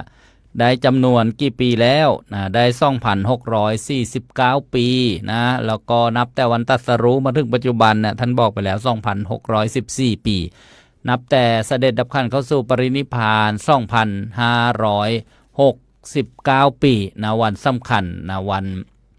คล้ายวันประสูติตรัสรู้และเสด็จดับขันเข้าสู่ปรินิพพานนะท่านบอกว่าถ้าเป็นสภาวะเนี่ยนะก็การเกิดของพระพุทธเจ้าก็ใต้ต้นพระศรีมหาโพธิ์นะการประสูติพระพุทธเจ้าตรัสรู้ใต้ต้นพระศรีมหาโพธิ์แล้วก็ดับนะคือกิเลสดับนะนิพพานดับนี่เรียกว่าเป็นสภาวะนะพุทธภาวะถ้าเป็นแบบนะปุคลาธิฐานเป็นบุคคลที่มีแบบพุทธประวัติเนี่ยก็ตามสถานที่นะประสูติที่ลุมพินีปัจจุบันอยู่ประเทศเนปาลตอนเหนือของประเทศอินเดียตรัสรู้นะที่อุรุเวลาเสนานิคมพุทธคยานะที่เราเห็นต้นพระศรีมหาโพธิ์พุทธคยาเจดีย์มีพระพุทธเมตตาวันเพ็ญขึ้น15 ค่ำเดือน6แล้วก็เสด็จดับขันเข้าสู่ปรินิพพานนะที่สารวโนทยานเมืองกุสินาราวันนี้เราก็นะได้ปฏิบัติ นะกิจนะเรื่องงานนะบุญกุศลต่างๆแล้วก็โลกยังยกย่องนะโดยองค์การยูเนสโกการเสนอของประเทศศรีลังกานะเมื่อวันที่13ธันวาคมพุทธศักราช2542เป็นวันสำคัญของโลกเพราะเป็นบุคคลสำคัญเกิดมีการเฉลิมฉลองนะในเรื่องของคุณงามความดีนะเข้าวัดนะทำทานรักษาศีลเจริญภาวนามีสัปดาห์วิสาขบูชานะอย่างที่ได้ฉายภาพประกอบไปนี่ก็เรียกว่านะวันสำคัญกับขอบพระคุณพระอาจารย์พระครูสมุสมพรครับในเรื่องของวันวิสาขบูชาต่อมาจะได้มาฟังกันวันสำคัญนะลำดับต่อมานะเดี๋ยวนะจะได้นำมาฟังหัวข้อนะวันสำคัญลำดับที่3นะวันอัฐมีบูชาหลังพระพุทธเจ้าเสด็จดับขันสู่ปรินิพพานแล้วนะก็อีกวันพระหนึ่งญาติโยมนะ7 วันก็จะถึงนะวันอัฐมีบูชาถวายโอกาสท่านพระอาจารย์พระมหาอุดมพรอุตตมวโรครับ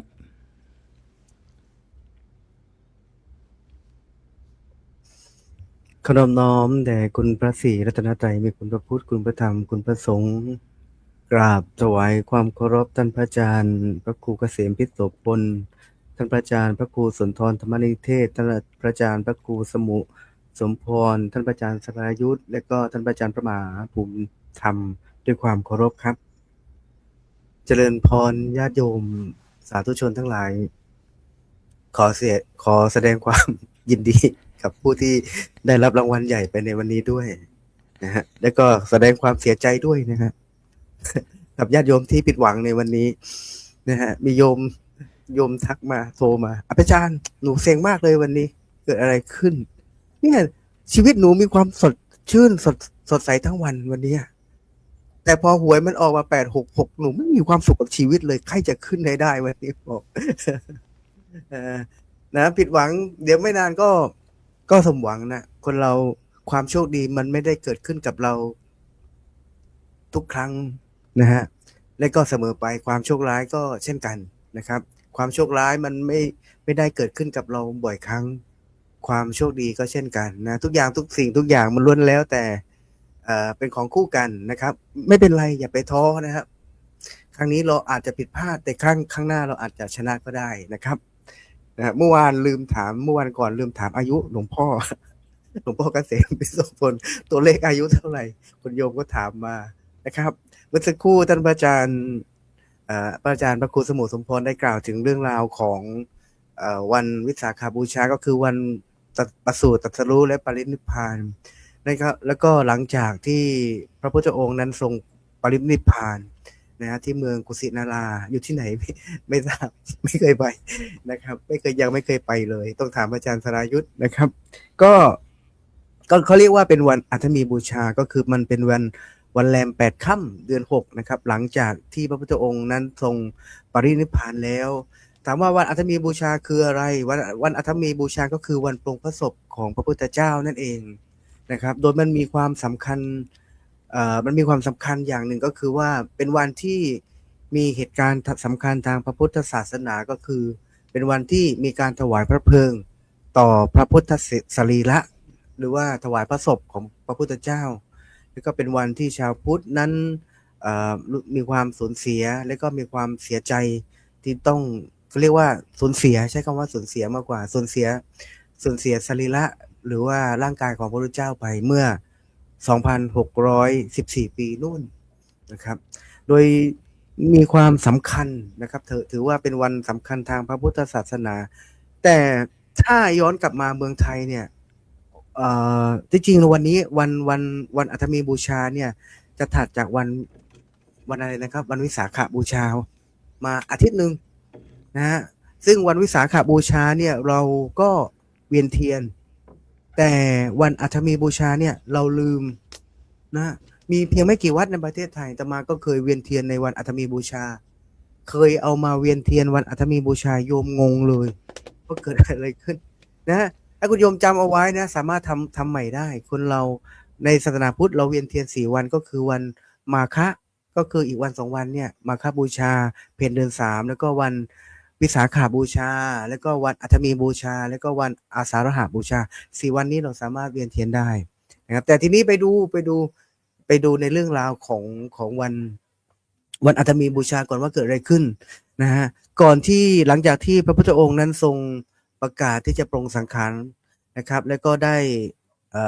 ประทานโอวาทไว้ก็เรียกว่าปัจฉิมโอวาทก็คือเป็นพระดำรัสสุดท้ายของพระพุทธเจ้าก่อนเสด็จดับขันปรินิพพานทรงเตือนพุทธบริษัทนะครับเตือนชาวบ้านเรานี่แหละว่าให้เข้าใจให้ใช้ชีวิตด้วยความไม่เที่ยงนะให้ดำรงชีวิตตามหลักของความจริงนะก็คือความไม่เที่ยงและก็ให้ดำรงชีวิตด้วยความไม่ประมาทด้วยประโยคที่ว่าวยธรรมาสังขาระอัปมาเทนะสัมปาเทถะสังขารทั้งหลายมีความเสื่อมสลายไปเป็นธรรมดาท่านทั้งหลายจงยังประโยชน์ตนและประโยชน์ของผู้อื่นให้ถึงพร้อมด้วยความไม่ประมาทเถิดนี่พระพุทธองค์ยังทรงเป็นห่วงนะทรงเป็นห่วงชาวพุทธเราเป็นห่วงพระเป็นห่วงโยมนะครับทีนี้ย้อนกลับไปว่าเกิดอะไรขึ้นบ้างมันวันอัฐมีบูชาถ้าตามมุมมองของอาตมาเนี่ยเป็นวันที่ชาวบ้านลืมคนพุทธลืมวันอัฐมีบูชานะฮะแล้วก็เป็นวันที่ไม่ค่อยมีใครให้ความสำคัญกันถามว่ามีคนให้ความสำคัญไหมมีนะครับมีแต่ก็มีน้อยหลังๆมาไม่ค่อยให้ความสำคัญกันนะครับย้อนกลับไปเมื่อ 2,614 ปีในการครั้งหนึ่งนานมาแล้ว การละครั้งหนึ่งนานมาแล้วนะต้องเล่าเป็นนิทานนะมันเป็นเรื่องราวยุคนู้นอาตมาเกิดไม่ทันก็ฟังเขาเล่าต่อกันมานะครับเมื่อองค์สมเด็จพระสัมมาสัมพุทธเจ้าได้เสด็จปรินิพพานไปแล้ว8 วันก็จะมีเจ้าเมืองเขาเรียกว่ามัลลกษัตริย์แห่งเมืองกุสินาราพร้อมด้วยประชาชนและพระสงฆ์อันมีพระมหากัสสปะเถระเป็นประธานได้พร้อมกันกระทำการถวายพระเพลิงพุทธสรีระณมกุฏพันธนะเจดีย์แห่งเมืองกุสินาราอยู่ตรงไหนนะครับอาจารย์อ๋อนี่ไงมกุฏพันธนะเจดีย์นะเป็นที่อะไรนะครับเป็นที่ถวายพระเพลิงใช่ไหมครับไม่เคยไปนะครับยังไม่ ต้อ เค ง ย ไปครับต้องนิมนต์ไปด้วยกันครับ เป็นวันที่เป็นวันที่ชาวพุทธมีความเศร้าโศกเสียใจเป็นอย่างยิ่งเพราะเป็นการสูญเสียแห่งพระพุทธสรีระในวันแรม8 ค่ำเดือน 6นะฮะหลังจากที่พระพุทธเจ้านั้นปรินิพพานพระพุทธเจ้าปรินิพพานในวันขึ้น15 ค่ำเดือน 6นะฮะแล้วก็ถัดอีกจากนั้น7 วันก็มีการถวายพระเพลิงนะครับซึ่งนิยมเรียกกันว่าอัฐมีบูชาเมื่อเวียนมาบรรจบแต่ละปีพุทธศาสนิกชนบางส่วนเราก็ได้ประกอบพิธีบูชาขึ้นมีการเวียนเทียนขึ้นบ้างนะครับแต่ก็ไม่ได้ทั่วไปเหมือนที่บอกนะฮะมีเพียงไม่กี่วัดมีเพียงไม่กี่สถานที่นะฮะที่แล้วก็เห็นก็มีเดี๋ยวนี้ก็ที่บางมีไม่กี่จังหวัดนะครับที่แล้วก็มีบางจังหวัดก็เป็นอบต.รับจัดทำเลยมีนะที่ประเทศไทยจำชื่อวัดไม่ได้นะครับในพิธีถวายพระเพลิงพระพุทธสรีระนั้นมีขึ้นในวันที่8หลังจากที่พระพุทธเจ้านั้นเสด็จปรินิพพานใต้ต้นสาระในราตรีที่15 ค่ำเดือน 6โดยพวกเจ้ามัลลกษัตริย์นั้นจัดบูชาด้วยของหอมดอกไม้มีเครื่องดนตรีทุกชนิดที่มีอยู่ในเมืองกุสินาราตลอด7 วันนะแล้วให้เจ้ามัลละเนี่ยดูว่าระดับหัวหน้าน่าจะเป็นเชื้อราชวงศ์หรือว่าข้าราชอำมาตย์อะไรต่างๆถ้าบ้านเราน่าจะเป็นรัฐมนตรีสมัยนี้นะครับ เขาเรียกว่านุ่งห่มผ้าใหม่แล้วก็ทรงเกล้านี่น่าจะใช้กับกษัตริย์นะฮะน่าจะเป็นเชื้อเป็นราชวงศ์มากกว่านะฮะทรงเกล้าแล้วก็นุ่งห่มผ้าใหม่อัญเชิญพระสรีระไปทางทิศตะวันออกของพระนครเพื่อถวายพระเพลิงพวกเจ้ามัลละถามถึงวิธีปฏิบัติต่อพระสรีระกับพระอานนทเถระแล้วก็ทำตามพระอานนท์ว่าคือให้ห่อพระพุทธสรีระด้วยผ้าใหม่แล้วก็ซักด้วยสำลีทำแบบนี้ซ้อนกัน500 คู่500 ครั้งหมายความว่าพอเอาผ้ามาห่อปั๊บเอาสำลีมาห่อก่อนนะฮะเอาสำลีมาห่อก่อนแล้วก็เอาผ้าใหม่เนี่ยมาห่มอีกทีนึงแล้วก็ห่อด้วยสำลีแล้วก็ผ้าใหม่แบบเนี้ยทำไปจนถึง500 คู่นะฮะต้องใช้ผ้าถึง500 คู่ก็เป็นผ้าใหม่จำนวน 1,000 ผืนนะถ้าจำไม่ผิดเขาบอกว่ามีการใช้น้ำผึ้งด้วยอะไรต่างๆ เมื่อห่อผ้าเสร็จแล้ว500 คู่เนี่ย แล้วก็เชิญลงไปไว้ในเชิญลงไป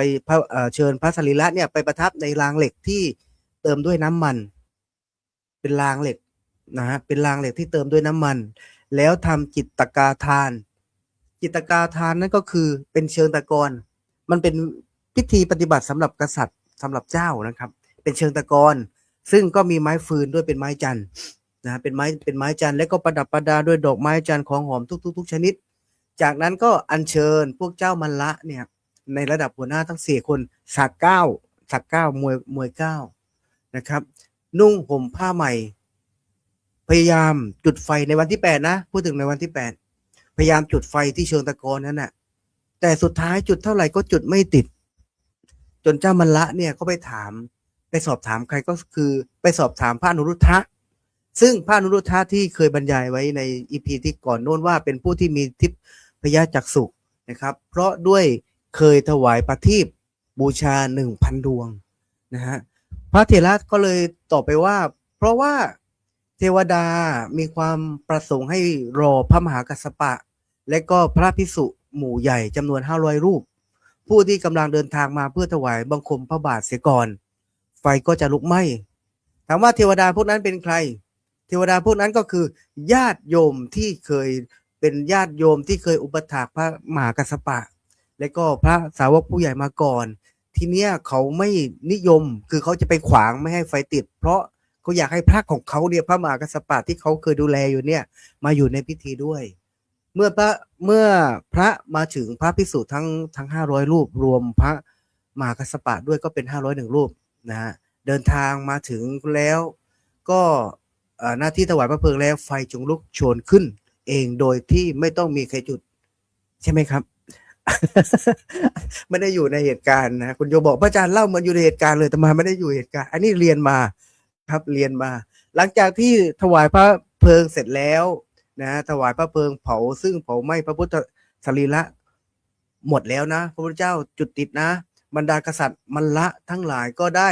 อัญเชิญพระบรมสารีริกธาตุทั้งหมดใส่ลงในหีบทองแล้วนำไปรักษาไว้ในภายในนครกุสินารา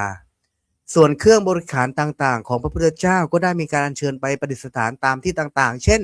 ผ้าไตรจีวรก็อัญเชิญไปประดิษฐานที่แคว้นคันธาระใช่ไหมครับพระอาจารย์สรยุทธ แคว้นคันธาระนะฮะบาทอัญเชิญไปประดิษฐานที่เมืองปาตาลีบุตรนะครับนี่แล้วก็เมื่อกษัตริย์จากแคว้นต่างๆได้ทราบว่าเอาตอนนี้พระพุทธเจ้านั้นได้เสด็จดับขันปรินิพพานแล้ว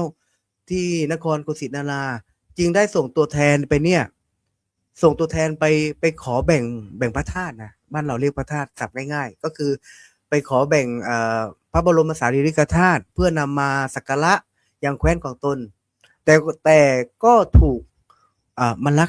มลกษัตริย์เนี่ยปฏิเสธนะจึงทำให้2 ฝ่ายเนี่ยขัดแย้งกันต่างคนต่างขอขัดแย้งกันเตรียมทำสงครามกันกลายเป็นเรื่องใหญ่นะแต่สุดท้ายเหตุการณ์มันก็ไม่ได้บานปลายอย่างที่คิดก็เมื่อมีพราหมณ์คนหนึ่งชื่อว่าโทนพราหมณ์ได้เข้ามาเป็นตัวกลางในการเจรจาไกล่เกลี่ยเพื่อยุติความขัดแย้งโดยให้เสนอว่าเราควรที่จะแบ่งพระบรมสารีริกธาตุนั้นออกไปเป็น8 ส่วนเท่ากันซึ่งกษัตริย์ในแต่ละเมืองนั้นทรงสร้างเจดีย์ที่บรรจุพระบรมสารีริกธาตุไว้ตามเมืองของตนต่างๆเช่นกษัตริย์เมืองลิชวีก็ทรงสร้างเจดีย์บรรจุไว้ที่เมืองเวสาลีกษัตริย์สักยะก็ทรงสร้างเจดีย์บรรจุไว้ที่เมืองกบิลพัสกษัตริย์ตระกูลธุริยะก็ทรงสร้างเจดีย์บรรจุไว้ที่เมืองอัลลกัปปะนะกษัตริย์โกริยะก็ทรงสร้างเจดีย์บรรจุไว้ที่เมืองรามคามนะมหาพราหมณ์สร้างเจดีย์บรรจุไว้ที่เมืองเวทัทีปกะนะที่พูดมานี่ไม่เคยไปสักที่เลยครับ นะฮะแล้วก็กษัตริย์มัลละก็สร้างไว้ที่เมืองปาวานะครับอันนี้ไม่เคยไปเดี๋ยวต้องให้พระอาจารย์สรายุทธมาเล่าให้ฟังว่าอะไรอยู่ตรงไหนบ้างนะฮะทรงสร้างเจดีย์ไว้ที่เมืองปาวาพระเจ้าอาชาติศัตรูก็ทรงสร้างเจดีย์ไว้ที่เมืองราชคฤห์นะแล้วก็กษัตริย์มัลละขออภัยมัลละกษัตริย์แห่งเมืองกุสินาราก็สร้างไว้ที่เมืองกุสินารานะฮะแต่ก็มี อีกเมืองหนึ่งที่เพิ่งมานะเพิ่งมาก็คือเมืองโมริยะนะครับทรงสร้างสถูปบรรจุพระอังคารสถูปนะที่เมืองปิบพิวันใช่ไหมครับเมืองปิบพิวันแล้วก็อีกที่หนึ่งรวมเป็น10 ที่นะครับอีกที่หนึ่งก็รวมเป็น10 ที่ก็คือมันจะมีอะไรขันที่โทนพราหมณ์ใส่ เขาเรียกว่า ใส่ ตุมพระธนานที่ตวง ตุมพระส ตุม ถูป พระธนาน ตุมพระธนานที่ตวงพระบรมสารีริกธาตุเนี่ยโทนพราหมณ์เนี่ยนะครับแกก็เอาไปสร้างเอาไว้ที่เรียกว่าตุมพระสถูปใช่ไหมครับตุมพระสถูปนะสำหรับเมืองโมริยะนั้นน่ะแกมาทีหลังนะโทนพราหมณ์ก็ได้แบ่งพระธาตุให้ทั้ง8 เมืองไปแล้วจึงได้อัญเชิญพระอังคารไปแทนส่วนโทนพราหมณ์ก็ได้สร้างสถูปเขาเรียกว่าเป็นสถูปบรรจุธนานที่ใช้สำหรับตวงพระบรมสารีริกธาตุนะสำหรับตนเองบ้างแล้วก็สำหรับให้ผู้คนได้ไปสักการะบ้างนี่คือการแบ่งพระธาตุนะที่จริงมีเรื่องราวเยอะกว่านี้บางตำราบอกว่าโทนพราหมณ์นี่มีแอบซุกเอาไว้ที่มวยผมด้วยอันนี้เดี๋ยวค่อยไปเล่านะครับใครอยากทราบต้องไปเรียนในนักธรรมชั้นเอก นักธรรมศึกษาชั้นเอกเผื่อญาติโยมจะสนใจเรียนธรรมศึกษาชั้นเอกนะฮะถามว่าแล้วในวันอัตมีบูชาเนี่ยมันมีความสำคัญยังไงเหรอก็คือสรุปง่ายๆก็คือว่าเป็นวันคล้ายวันถวายพระเพลิงพระพุทธสรีระของพระพุทธเจ้าซึ่งมีหลักธรรมสำคัญที่เราควรระลึกก็คือ1ความไม่ประมาทเรียกว่าอัปมาทธรรมนะฮะอัปมาทธรรมหรือความไม่ประมาทโดยได้ตระหนักถึงความไม่เที่ยงของชีวิตให้รู้จักกำหนดในไตรลักษณ์ในกฎไตรลักษณ์ก็เรียกว่าอนิจจังทุกขังอนัตตาความไม่เที่ยงความเป็นทุกข์ความไม่ใช่ตัวไม่ใช่ตนนะฮะการเกิดแก่เจ็บตายว่าเป็นเรื่องธรรมดาเพื่อให้มีสติในการดำเนินชีวิตปฏิบัติตนตามหลักสุจริตทั้ง3ก็คือทั้งทางกายวาจาใจเป็นต้นอันนี้ก็คือหลักที่เราควรระลึกนึกถึงนอกจากที่เราจะไประลึกนึกถึงในพระปัญญาที่คุณพระมหากรุณาธิคุณเป็นต้นนะสิ่งหนึ่งนะนอกจากระลึกถึงระลึกนึกถึงหลักคำสอนของพระพุทธองค์ที่จริงวันนี้เป็นวันที่พระสงฆ์ได้ทำหน้าที่ได้อย่างเต็มที่นะยาวนะครับยาว3 ชั่วโมงไม่หมด วันนี้ก็เลยฝากเอาไว้เพียงเท่านี้ก่อนนะเดี๋ยวค่อยไปสรุปอีกทีหนึ่งครับสาธุครับ ขอบพระคุณครับพระอาจารย์พระมหาอุดมพรอุตตมวโร วันอัฐมีบูชานะวันถวายพระเพลิง พระพุทธสรีระขององค์สมเด็จพระสัมมาสัมพุทธเจ้าหลังจากที่พระองค์เนี่ยเสด็จดับขันเข้าสู่ปรินิพพานไปนะเป็นวันที่8นะก็เป็นวันพระนะเป็นวันพระแรม8 ค่ำนะเดือน6นี่อัฏฐะนี่ก็แปลว่า8นะการบูชาในวันที่8นะสถานที่ล่ะนะเรียกว่านะเป็นนะสถานที่ที่นะแต่งตั้งอภิเษกนะหรือ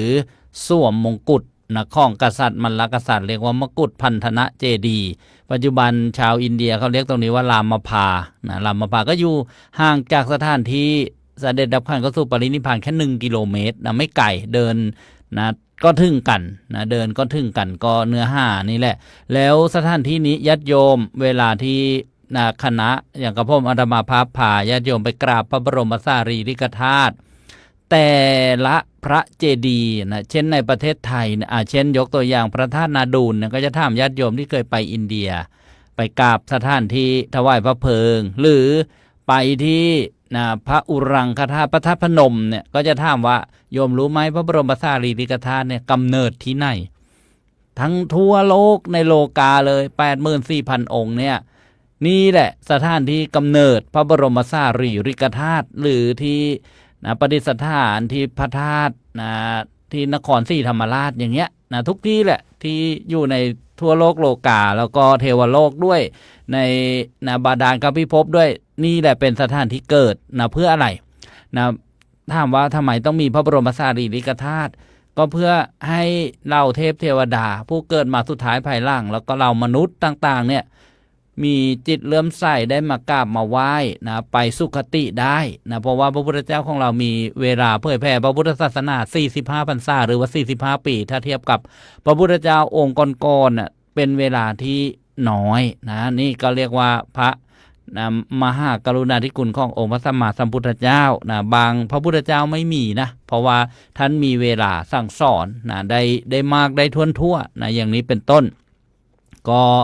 บางวัดในประเทศไทยก็มีการจัดนะเช่นนะการเวียนเทียนวันสำคัญนี้เราก็รู้กันนอกจากเป็นวันพระวันธรรมสวนะนะรู้จักว่า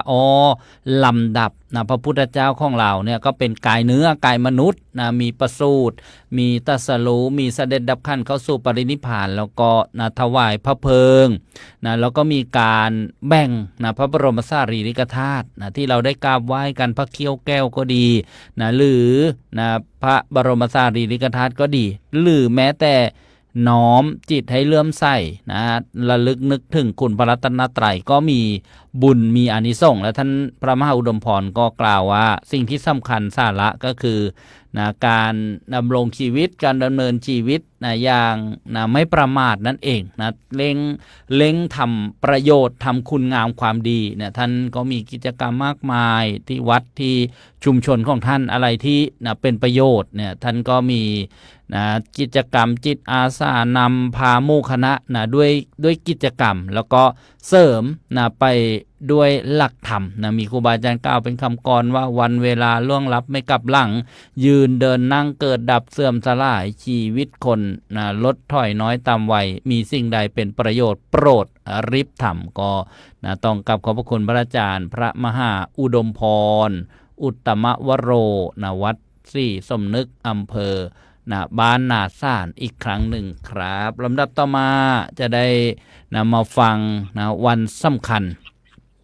ที่นะจะได้มาสนทนากันนะค่ำคืนวันนี้โดยนะถวายโอกาส รูปที่รู้สึกว่าจะห้าวไปนะไล่ห้าวแล้วนะ ท่านพระอาจารย์พระมหานะภูมิธรรมภูมิปาโลนะได้นะรับถวายโอกาสวันมาฆบูชาซึ่งจะถึงในอีกไม่กี่วันเนี่ยโยมนะวันที่3 มีนาคมเนี่ยนะวันพุธที่3 มีนาคมก็ขออาราธนาด้วยความเคารพครับกราบถวายความเคารพพ่อแม่ครูบาอาจารย์ผู้ร่วมรายการทุกรูปด้วยความเคารพอย่างสูงยิ่งโดยมีหลวงพ่อพระครูเกษมพิโสพลเป็นต้นเป็นประธานอาจารย์พระครูสุนทรธรรมนิเทศ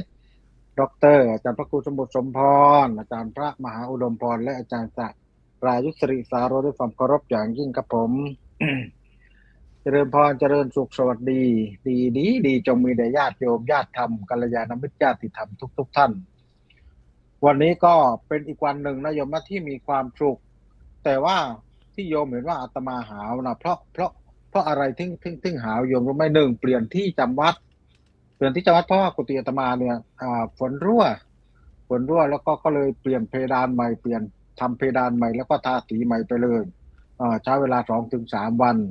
แล้วก็มาพักตรงนี้ก็เป็นกุฏิรับรองซึ่งก็ข้างห้องหลวงพ่อเจ้าวาดหลวงพ่อพระครูดมจารุวรรณด็อกเตอร์อาตมาก็มาพักอยู่นี้และที่เปลี่ยนพลิกตัวไปพลิกตัวมาเพราะว่านั่งโยมไม่ได้นั่งเก้าอี้เหมือนที่จัดที่ห้องแล้วก็ด้วยเท้ายังไม่สมบูรณ์แบบ 100% เพราะว่าหลังเท้ายังชาอยู่ก็เลยพลิกไปพลิกมา นวดขาไอเท้าไปด้วยเขาเรียกว่าขันธบาลขันที่เกิดขึ้นเหมือนที่อาจารย์พระครูสมุทรสมพรว่าและตั้งใจที่จะไปปฏิบัติด้วยการเดินที่พุทธคยาแต่เป็นขันธบาลมาทำให้ไม่ได้เดินเต็มที่มันก็ยังติดอยู่ในใจนะโยมนะติดอยู่ในความรู้สึกติดอยู่ในแต่ว่าถ้าเมื่อไหร่ที่หายปกติดีก็จะไปตามที่ตั้งใจไว้เพราะฉะนั้นวันนี้อาจารย์สายุทธตั้งหัวข้อว่าวันสำคัญความสำคัญของพระพุทธศาสนาเนี่ยโยมเพราะฉะนั้นในความรู้สึกของอาตมานะในเบื้องต้นที่เตรียมที่จะพูดในวันนี้ก็คือว่าวันสำคัญความสำคัญในทางพระพุทธศาสนาสำหรับอาตมาในยูนิฟอร์มผ้าเหลืองเนี่ยสำคัญทุกวันและสำคัญทุกลมหายใจเพราะว่าเราตื่นเช้าขึ้นมาเนี่ยเราจะไม่เหมือนกับฆราวาสทั่วไปเพราะว่ายูนิฟอร์มนี้มันจะมีกฎมีระเบียบอยู่ว่าบิณฑบาตกวาดวัดปรนนิบัติอาจารย์เนี่ยเพราะฉะนั้นคือ10 ข้อวัดนะโยมพอเราตื่นเช้าขึ้นมาเรามองตัวเองว่า ยูนิฟอร์มที่เราเป็นพระยูนิฟอร์มที่เป็นพุทธบุตรเพราะฉะนั้นทุกลมหายใจจึงสำคัญทั้งหมดสำคัญอย่างไรโยมตื่นเช้าขึ้นมาวันนี้เราปฏิบัติศาสนกิจบิณฑบาตหรือยังเราไหว้พระสวดมนต์เข้าเฝ้าพระพุทธเจ้าหรือยังเราศึกษาธรรมหรือยังเนี่ยเพราะฉะนั้นนี่คือสิ่งที่สำคัญเลยและเป็นวันที่สำคัญทุกวันทุกลมหายใจสำหรับพระสงฆ์องค์เจ้านะโยมนะอันนี้คือความรู้สึกของอาตมาว่าสำคัญทุกวันว่าพอเราตื่นขึ้นมาปุ๊บเรามีศาสนกิจอะไรบ้างที่จะต้องทำนี่คือสิ่งที่สำคัญเพราะฉะนั้นแต่วันสำคัญต่างๆในทางพระพุทธศาสนาเนี่ยครูบาอาจารย์เนี่ยอธิบายไปหลายวันแล้วก็อาตมาก็ได้รับมอบหมายว่าวันมาฆบูชามาฆบูชาเนี่ยญาติโยมก็รู้เข้าใจชัดแจ้งอาตมาคิดอย่างนั้นนะรู้เข้าใจชัดแจ้งเพราะว่าวันมาฆบูชาเนี่ยโยมฟังกันไม่ต่ำกว่า10,000เอาเธอ10,000 รอบเพราะพระสงฆ์องค์เจ้าเนี่ยจะพูดถึงวันมาฆบูชาพูดเยอะแยะมากมายเลยแต่ในวันมาฆบูชาเนี่ยอาตมาสงสารพระอยู่รูปหนึ่งนะโยมนะสงสารพระรูปเดียวสงสารพระรูปเดียวเพราะอะไรเพราะพระรูปนั้นชื่อหมายมา 1,250 รูปมาประชุมกันโดยไม่ได้นัดหมายโยมไม่ได้นัดหมายมาเห็นไหมโยมพระมาประชุมกัน 1,250 รูปนี่โดยไม่ได้นัดหมายสงสารไหมโยมเป็นอาตมาโยมสงสารไหมเพราะฉะนั้นวันมาฆบูชาที่จะถึงนี้วันมาฆบูชานี่เกิดเหตุการณ์สำคัญหลายสิ่งหลายอย่างเลยโยมเหตุการณ์สำคัญหลายสิ่งหลายอย่างเหมือนที่อาจารย์สายุทธขึ้นว่าขึ้น15 ค่ำเดือน 3มีเหตุการณ์สำคัญ4อย่างซึ่งอาตมาจะไม่พูดมากเพราะว่าพรุ่งนี้เราจะพูดว่าวันพระสงฆ์อีกโยมเพราะฉะนั้นสำคัญ4อย่างนี้รวมรู้อยู่แล้วว่า 1,250 รูปมาประชุมกันโดยไม่ได้นัดหมาย2ภิกษุเหล่านั้นล้วนเป็นพระอรหันต์ล้วนที่องค์สมเด็จพระสัมมาสัมพุทธเจ้าเป็นเอหิภิกขุอุปปัฏสัมปทาเนี่ยเพราะฉะนั้นแล้วก็เกิดเหตุการณ์เป็นวันเพ็ญเดือน 3 4เหตุการณ์เนี้ยโยมเขาเรียกว่าจาตุรงค์สังฆสันนิบาตจาตุรงค์สังฆสันนิบาตนี่คือ4เหตุการณ์ที่เกิดขึ้นในวันมาฆบูชาและวันสำคัญอาตมาเชื่อว่าโยมฟังอย่างละเอียดถี่ยิบไปแล้วครูบาอาจารย์ก็เทศอย่างไม่เนี่ยโดยเฉพาะอาจารย์พระครูสุนทรนี่อาตมามั่นใจนะโยมว่าเทศเรื่องนี้ไม่ต่ำกว่า100 ครั้งแล้วยิ่งอาจารย์สายุทธจิริตาโรนิยม22 พรรษาท่าน22 พรรษาแล้วนะโยมนะ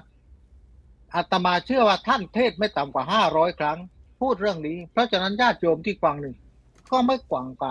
10,000 ครั้งอาตมาเชื่อแบบนั้นยิ่งน้องมหาอุดมพรท่านเป็นนักพูดนักเทศนักอบรมโยมเนี่ยแต่ละรูปที่มาจากหลายโยมเพราะฉะนั้นอาตมาจะไม่พูดอะไรมากมายแต่จะพูดว่าวันสำคัญทางพระพุทธศาสนาสำหรับพระสงฆ์แล้วสำคัญทุกลมหายใจเพราะยูนิฟอร์มของพระสงฆ์แตกต่างจากฆราวาสทั่วไปตื่นขึ้นมาเราต้องมีกฎมีระเบียบมีพระธรรมมีพระวินัยให้ศึกษาและนำพระธรรมคำสอนเหล่านั้นแหละเหมือนกับที่เรานำวันพระต่างๆมาอธิบายให้โยมได้เข้าใจโยมฟังแล้วเข้าใจแล้วก็เข้าใจยิ่งขึ้นไปอีกและเกิดประโยชน์ขึ้นอีกเพราะฉะนั้นในเมื่อเราฟังแล้วเราต้องนำไปปฏิบัติด้วยนะโยมนะจึงจะเกิดประโยชน์อย่างมากที่สุดพระสงฆ์องค์เจ้าศึกษาแล้วนำมาปฏิบัติก็คือพูดคุยให้โยมฟังเผยแผ่พระธรรมให้โยมฟังนี่คือสิ่งที่เราปฏิบัติอยู่เพราะฉะนั้นอาตมาพูดเสมอว่าพระสงฆ์ในประเทศไทย300,000 รูป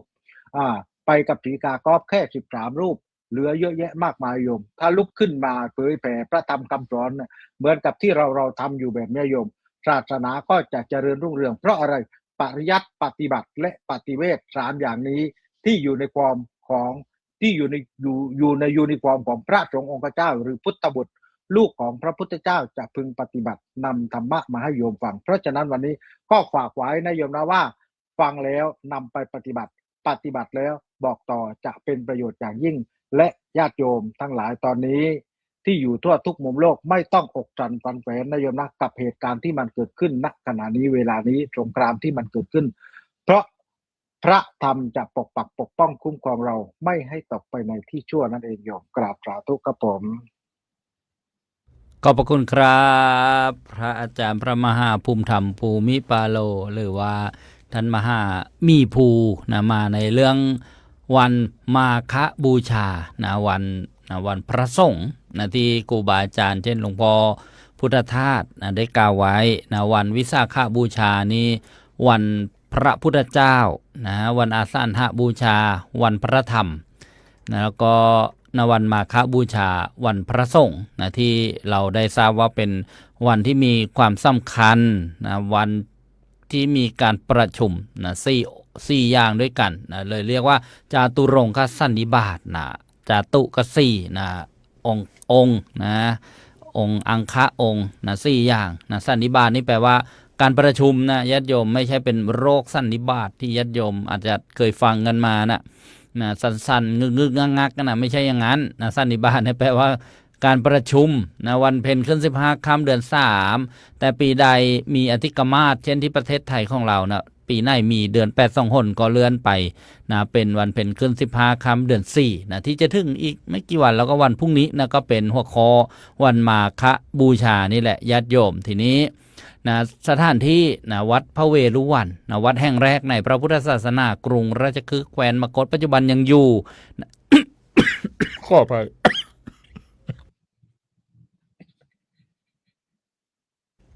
ขอไปกับไอบอกว่าจะใช่พาไปดูวัดพระเวรุวันเนี่ยที่คณะเคยไปมานะก็มีไปเวียนเทียนนี่จุดนี้เลยนะนี่เป็นสถานที่นะที่นะมีความสำคัญนะในวันมาฆบูชาวันนี้นะพระวิทยากรเนี่ยก็มาไม่ครบหัวข้อเดี๋ยวนะก็ขอถวายในเรื่องของวันอาสาฬหบูชานะวันเพ็ญขึ้น15 ค่ำเดือน 8กับท่านพระอาจารย์พระครูสุนทรธรรมานิเทศด็อกเตอร์ซึ่งนะวันสำคัญที่กระผมอาตมาภาพนะได้นะรับโอกาสนะก็คือนะวันเกี่ยวกับวันนะเข้าพรรษาวันออกพรรษานะวันเทโวโรหณะเนี่ยนี่เรียกว่าที่จะได้นะร่วมกันนะมาบรรยายค่ำคืนวันนี้นะวันเข้าพรรษาเนี่ยก็นะวันนะแรมค่ำ 1 เดือน 8นะเพราะว่านะมีความสำคัญอย่างไรในสมัยพุทธกาลนะพระภิกษุเวลาฟังธรรมจากพระพุทธเจ้าแล้วก็ได้บรรลุนะแล้วก็ข้อบวชนะในพระพุทธศาสนาคือท่านเป็นพระอริยบุคคลแล้วนะเป็นพระอรหันต์แล้วนะพระพุทธเจ้าก็ตรัสให้ไปเที่ยวจาริกไปนะจารทะภิกขเวจาริกังนะพหุชนะหิตายะพหุชนะสุขายะโลกานุกรรมปายะแบบสโลแกนนะสโลแกนค้างที่ปักยามนะที่ท่านพระมหาภูมิธรรมได้ชวนญาติโยมสร้างนะยามถวายนี่แหละนะเป็นที่มานะเพราะฉะนั้นเมื่อพระภิกษุได้เที่ยวจาริกไปเผยแผ่พระพุทธศาสนาแล้วเนี่ยนะท่านก็นะจาริกไปจนนะมีนะเรื่องป่าข้างบ้านนะก็คือชาวบ้านนะโพลธนานะว่าทำไม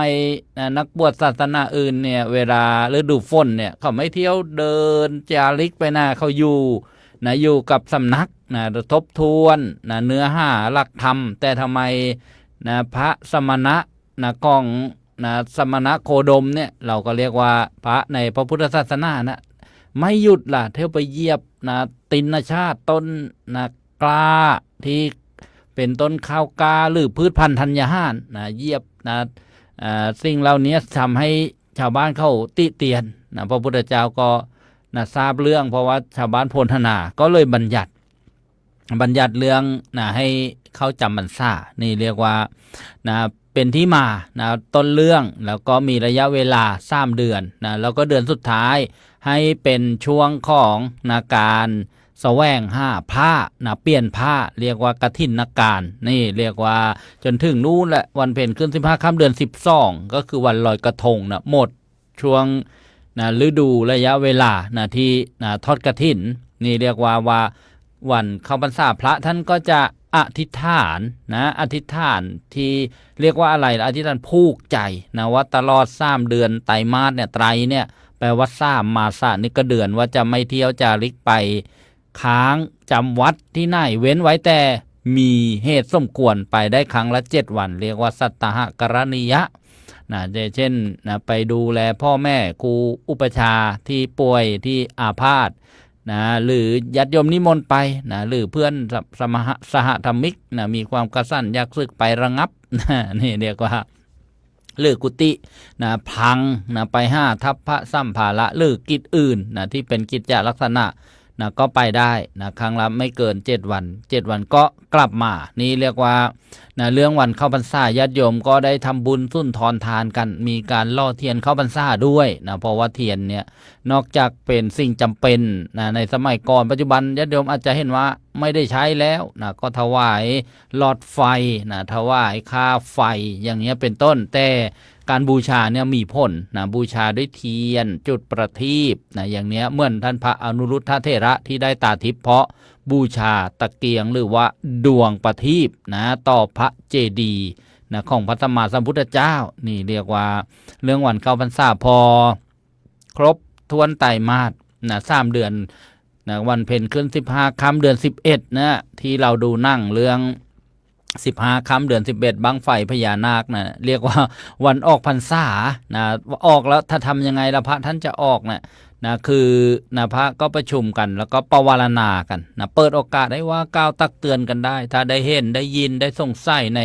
ระหว่างพรรษาเนี่ยก็เรียกว่าเปิดใจกันนะจะไม่ถือโทษโกรธเคืองในวันนั้นนะจึงเรียกว่า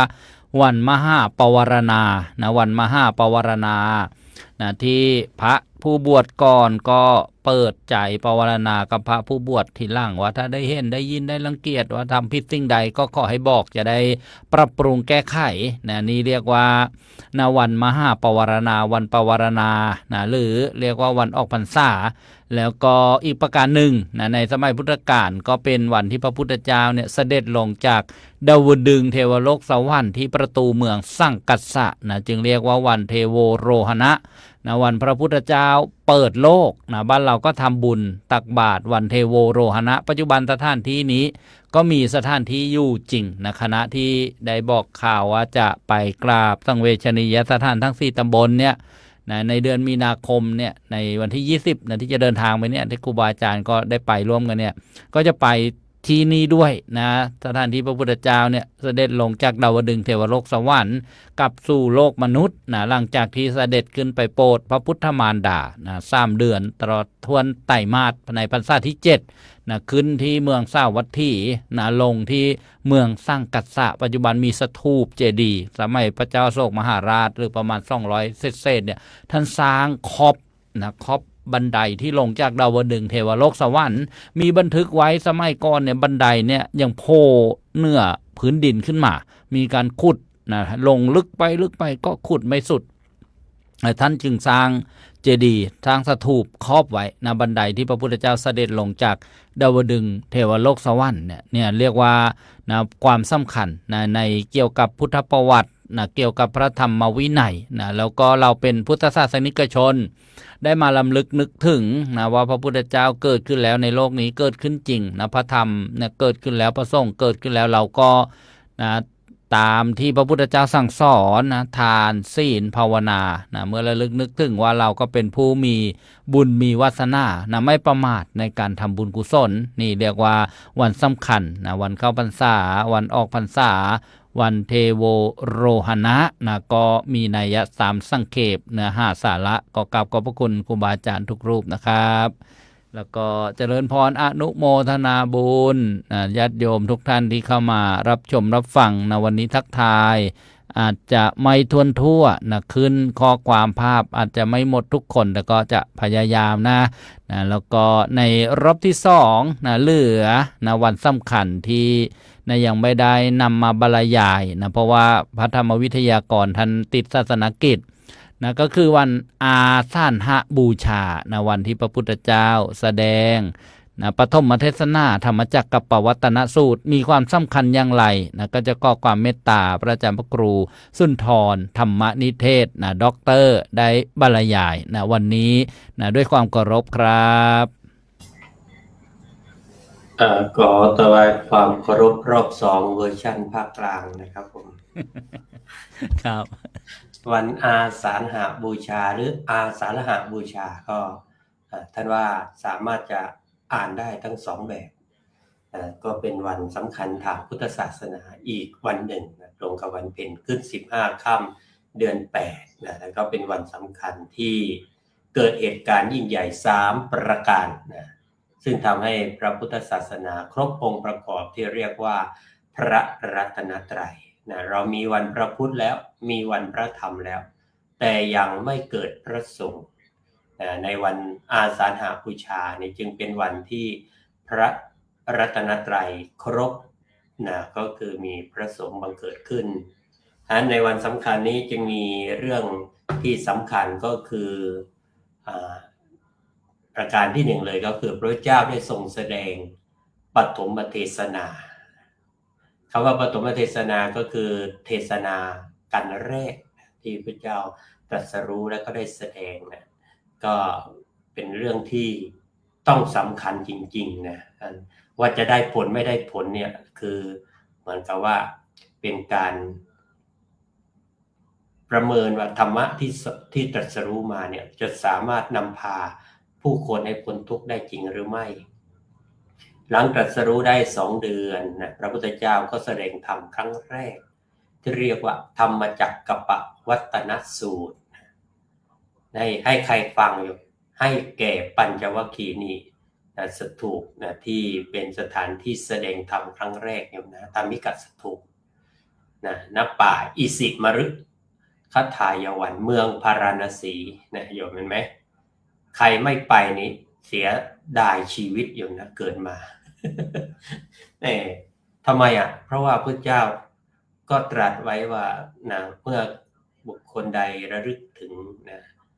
ก็ให้ไปนมัสการสังเวชนียสถาน4 ตำบลโยมนะ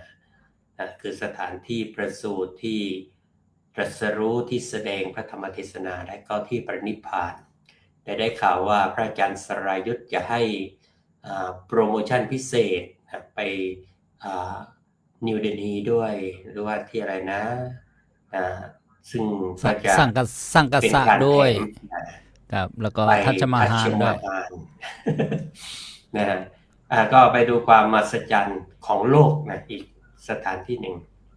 อาจจะไม่ได้เกี่ยวข้องกับพุทธประวัติแต่ก็เป็นพื้นที่ในชมพูทวีปเหมือนกันเนื้อหาสำคัญในเรื่องที่ทรงแสดงก็คือทางสายกลางนะโยมนะอันนี้เข้าเนื้อหาอยู่นะมัชฌิมาปฏิปทาโยมนะที่ฟังกันอยู่ประจำมาแต่ทางสายกลางนะก็จะเป็นทางให้ก่อเกิดเป็นความเจริญความรุ่งเรืองนะก็ประสบความพ้นทุกข์ได้นะสิ่งที่ตรัสรู้ก็เรียกอริยสัจ4นะก็สรุปก็คือทุกข์สมุทัยนิโรธมรรคอันนี้คือการหมุนวงล้อแห่งธรรมให้ธรรมะเริ่มประกาศในโลกอย่างเป็นทางการโยมนะเรียกว่าเปิดตัวอย่างเป็นทางการ ประการที่2เกิดพระสงฆ์องค์แรกนี่แหละนะใครโยมทายถูกไหมใครเป็นพระสงฆ์องค์แรกติ๊กตักติ๊กตักโยมนึกออกแล้วนะ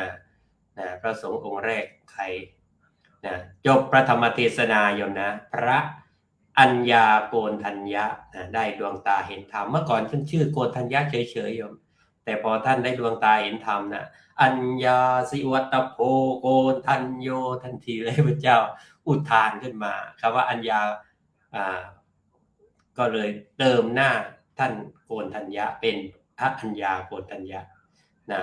แล้วต่อมาท่านขอบวชนะเป็นพระภิกษุรูปแรกในพุทธศาสนาท่านขอบวชเลยโยมนะเพราะว่าเกิดศรัทธาเริ่มใสอย่างแรงกล้าแล้วก็ได้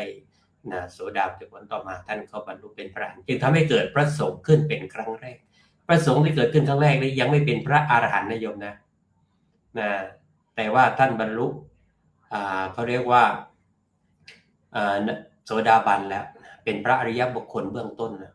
จึงทำให้เกิดพระสงฆ์รูปแรกขึ้นมาประการที่3ก็ทำให้พระรัตนตรัยเนี่ยครบบริบูรณ์สมบูรณ์ก่อนหน้านั้นที่กล่าวแล้วก็คือมีเพียงพระพุทธกับพระธรรมยังไม่เกิดพระสงฆ์เมื่อมีพระสงฆ์จึงเกิดเป็นพระพุทธพระธรรมและพระสงฆ์เรียกว่าพระรัตนตรัยนะไตรก็แปลว่า3รัตนะแปลว่าแก้วนะแก้ว3ดวงนะที่เราพูดถึงกันนะครบองค์3ตั้งแต่นั้นมาอันความสำคัญต่อพุทธศาสนิกชนมีอะไรบ้างก็เป็นวันที่เราได้เริ่มต้นเป็นให้นึกว่าเป็นวันเริ่มต้นของการเผยแผ่พระพุทธศาสนาเลยโยมนะ วันอาสาฬหบูชาเนี่ยแล้วก็ประการต่อมาก็เป็นวันที่ทำให้เราเข้าใจว่าหัวใจคำสอนก็คืออริยสัจสี่ทางแห่งการดับทุกข์แล้วก็เป็นการเตือนใจให้ดำเนินชีวิตแบบมัชฌิมาปฏิปทาคือสายกลางไม่ตึงไม่หย่อนเกินไปแล้วก็เป็นวันก่อนเข้าพรรษา1 วันโยมเป็นวันที่พระสงฆ์เตรียมตัวจำพรรษาด้วยนั้นเราก็ควรปฏิบัติในฐานะชาวพุทธคือการทำบาตรทำบุญฟังเทศน์ฟังธรรมรักษาศีลเวียนเทียนและก็เป็นการทบทวนชีวิตตามหลักอริยสัจสี่นั้นวันอาสาฬหบูชาคือวันที่พระธรรมได้เริ่มประกาศและพระรัตนตรัยครบสมบูรณ์เป็นวันกำเนิดของพระสงฆ์และจุดเริ่มต้นของการเผยแผ่พระพุทธศาสนาจนกระทั่งสืบต่อมาจนถึงปัจจุบันเมืองไทยเราเกิดขึ้นตอนไหนโยมเมืองไทยนั้นเกิดขึ้น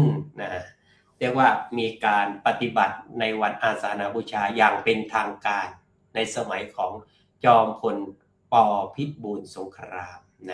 โดยคณะรัฐมนตรีมีมติเมื่อพุทธศักราช 2501 ให้วันอาสาฬหบูชาเป็นวันหยุดราชการและก็เป็นวันสำคัญทางพระพุทธศาสนาก่อนหน้านั้นแม้ว่าชาวพุทธจะรู้จักปฏิบัติอยู่แล้วแต่ก็ยังไม่ประกาศเป็นวันหยุดของทางราชการแต่ก็มาประกาศในปี 2501 ก็เลยเป็นวันสำคัญในทางพุทธศาสนา1 ในวันสำคัญอื่นๆด้วยครับผมกับขอบพระคุณครับพระอาจารย์พระครูสุนทรธรรมนิเทศด็อกเตอร์เรียกว่าได้นำมาเสริมวันอาสาฬหบูชาวันที่เกิดพระธรรมเกิดขึ้นบทพระธรรมจักรปวัตตนสูตรเรียกว่าปฐมเทศนาญาติโยมจักคุ้งอุทปาทิยานังเนี่ยนี่ท่านพระมหาภูมิธรรมท่านก็อยากจะไปสวดธรรมจักรถวายเนี่ยพระสถูปเนี่ยเรียกว่าธรรมเมฆะสถูปมาจากคำว่าธรรมะบวกอิขะก็คือสถูปที่ท่านโกนธัญญพราหมณ์ได้ดวงตาเห็นธรรมท่านพระครูสุนทรธรรมนิเทศด็อกเตอร์ท่านบอกว่าพระพุทธเจ้าหลังตรัสรู้แล้ว2 เดือนเนี่ยก็พิจารณาผู้ใดใครน้อที่จะได้สดับรับฟังธรรมที่พระองค์ตรัสรู้เนี่ยซึ่งเป็นธรรมที่ลึกซึ้งรู้ตามได้ยากนึกถึงอาจารย์อาราธดาบทอุตกดาบทก็ทราบด้วยพยานว่าเสียชีวิตไปแล้วไปเกิดบนพรหมโลกแล้วพรหมโลกชั้นสูงโยมไปโปรดไม่ได้ไม่มีหูไม่มีตา ไม่มีรูปเรียกว่าอรูปพรหมก็คือสื่อสารกันไม่ได้ไปเหมือนฟีดแช่แข็งมีความสุขแบบในพรหมโลกเป็นนิพพานพรหมโอ้ยพระพุทธเจ้ามาอีกหลายพระองค์ก็ไม่รู้เลยเพราะฉะนั้นท่านก็นึกถึงนักบวชที่เคยปฏิบัติในสมัยที่พระพุทธเจ้าบำเพ็ญทุกขกิริยาที่เคยเห็นพระทรงพระปั้นพร้อมๆไม่ยอมพระพร้อมนั่นแหละก็ได้นักบวชทั้ง5 ท่านนี่แหละปฏิบัติพระพุทธเจ้าก็เลยระลึกนึกถึงทราบด้วยพยานว่าไปอยู่นู่นป่าอิสิปตนะมฤคทายวันอิสิแปลว่าฤาษีปตนะแปลว่าตกลงมฤคทายวันก็เป็นส่วนที่มีควางมีเนื้อมีเนื้อเยอะฤาษีจะอยู่เนี่ยแล้วก็เหาะมาแล้วก็มาลงพระพุทธเจ้าก็เสด็จพระดำเนินมาแล้วก็พบกับนักบวชทั้ง5ได้แสดงปฐมเทศนาธรรมจักรปวัตตนสูตรเมื่อจบเนี่ยท่านพราหมณ์โกนธัญญพราหมณ์เป็นผู้ที่มีอายุมากเกิดดวงตาเห็นธรรมเป็นพระโสดาบันเกิดมีความรู้เข้าใจแจ้งโพงเกิดขึ้นว่าสิ่งใดสิ่งหนึ่งมีความเกิดขึ้นเป็นธรรมดาสิ่งนั้นมีความดับไปเป็นธรรมดาแล้วก็ขอบวชเป็นพระภิกษุสงฆ์รูปแรกของโลกเป็นวันครบพระรัตนตรัยมีพระพุทธรัตนะพระธรรมรัตนะพระสังฆรัตนะแล้วก็วันถัดไปแรม1 ค่ำเดือน 8ก็เป็นวันเข้าพรรษาหรือพระพุทธเจ้าก็ประทับจำพรรษาที่ป่าอิสิปตนมฤคทายวันเนี่ยเป็นพรรษาแรกพรรษาแรกโอ้ยญาติโยมมีเรื่องน่าฟังอีกเยอะเลยทั้งเหตุการณ์ทั้งสถานที่ทั้งบุคคลสำคัญก็ขออนุโมทนาญาติโยมทุกท่านที่เข้ามารับชมรับฟังค่ำคืนวันนี้เรียวดูเวลาแล้วโอ้โหเสียดายพระครูสมุสมพรไม่ได้รอบซ่องเสร็จแล้วคืนนี้ แต่รอบซ่องท่านพระมหาภูมิธรรมบอกว่าชอบแซวว่าโตรุ่งซอดแจ้งกันอีกหรือเปล่า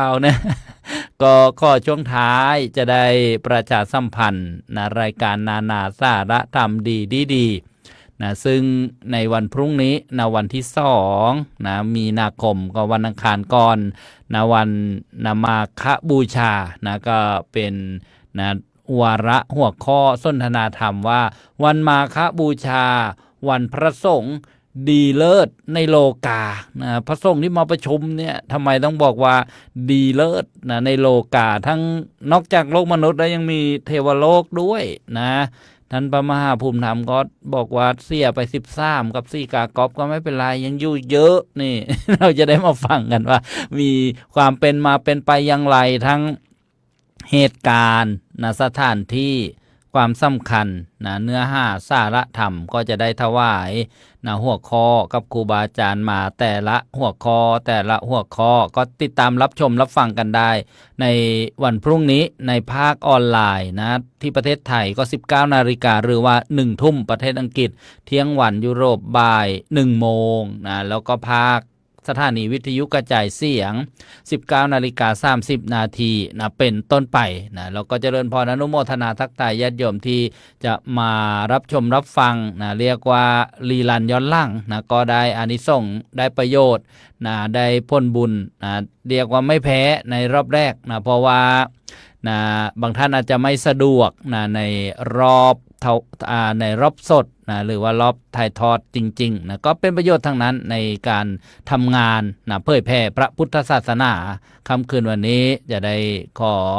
นะโอกาสนะท่านพระอาจารย์พระครูสมุสมพรญาณวุฒโธนะขอเมตตาครูบาอาจารย์ให้ท่านได้อนุโมทนาบุญญาติโยมนะแล้วก็นะสรุปจบรายการ สรุปจบรายการนะครับไม่ต้องยาวนะครับเหลือเวลา3 นาทีครับถวายโอกาสกราบอาราธนาครับ สาธุครับกราบขอบคุณอาจารย์สรายุทธสริสาโรที่เมตตาให้มาสรุปจบนิดหนึ่งคุณโยมรู้สึกช่วงหลังๆเนี่ยอาจารย์สรายุทธจะกลัวอาตมาภาพพูดยาวนะโยมนะด้วย รู้สึกจะหาทางลงไม่ค่อยเจอพอไปสงสัยได้ไมค์ใหม่หรือเปล่าไม่รู้เนี่ยรู้สึกจะอันนี้ไปคุณโยมวันนี้โอ้โหถือว่าเต็มอิ่มเลยกับความสำคัญวันสำคัญทางพระพุทธศาสนาโอ้โหถือว่าครูบาอาจารย์ได้มามอบสาระในความรู้ในเรื่องของความสำคัญและวันสำคัญทางพระพุทธศาสนาทั้ง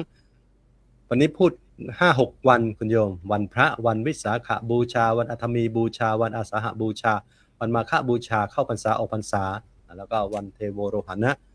ญาติโยมก็จะได้เรียกว่าตอกย้ำทำความเข้าใจวันสำคัญพุทธศาสนาของเราโดยเฉพาะวันพระโยมอย่าลืมให้ความสำคัญทุกๆวันที่เราพูดกันเนี่ยต้องการสื่อให้ญาติโยมเนี่ย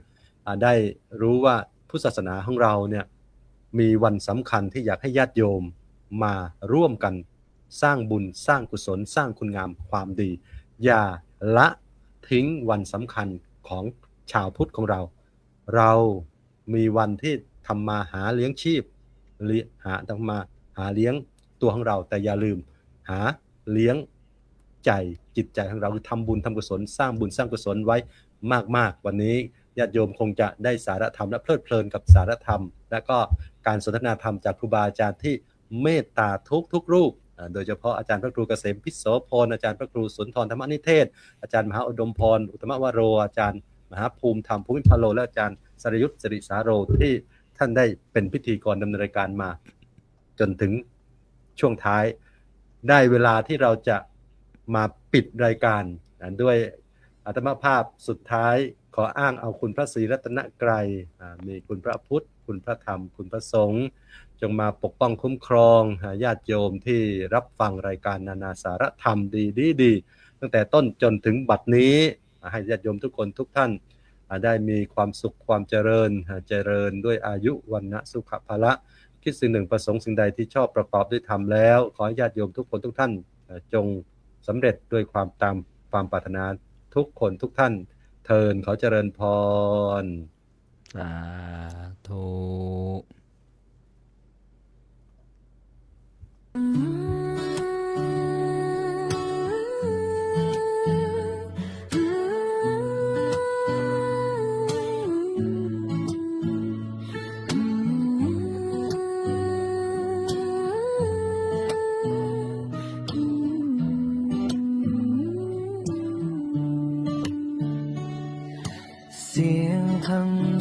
ตามสายลอยกลางนภาเบาสบายเข้าหัวใจ เปิดฟังเมื่อไรก็เหมือนได้พักใจ นั่งยิ้มเบาๆรายการนั้นนะสาระธรรมดีสุขสันต์เพลิดเพลินธรรมศึกษาทุกนาที ความสุขความเมตตาแบ่งปันถึงกันทุกที ให้พุทธศาสนิกชนโดยทั่วกันเจริญสุขเจอตรงคำจุนโลกนี้คำสอนเก่าเล่าใหม่ใช้ได้จริงในวันนี้ทุกเรื่องราวทุกหนักก็เบาลงเบาเมื่อเปิดใจฟังแล้วลองทำดูขอให้คุณผู้ฟังทุกท่านสุขสมปรารถนาทั่วกันทุกคนยิ่งฟังยิ่งเพิ่มกุศลให้แสงธรรมส่องใจไปถึงบ้าน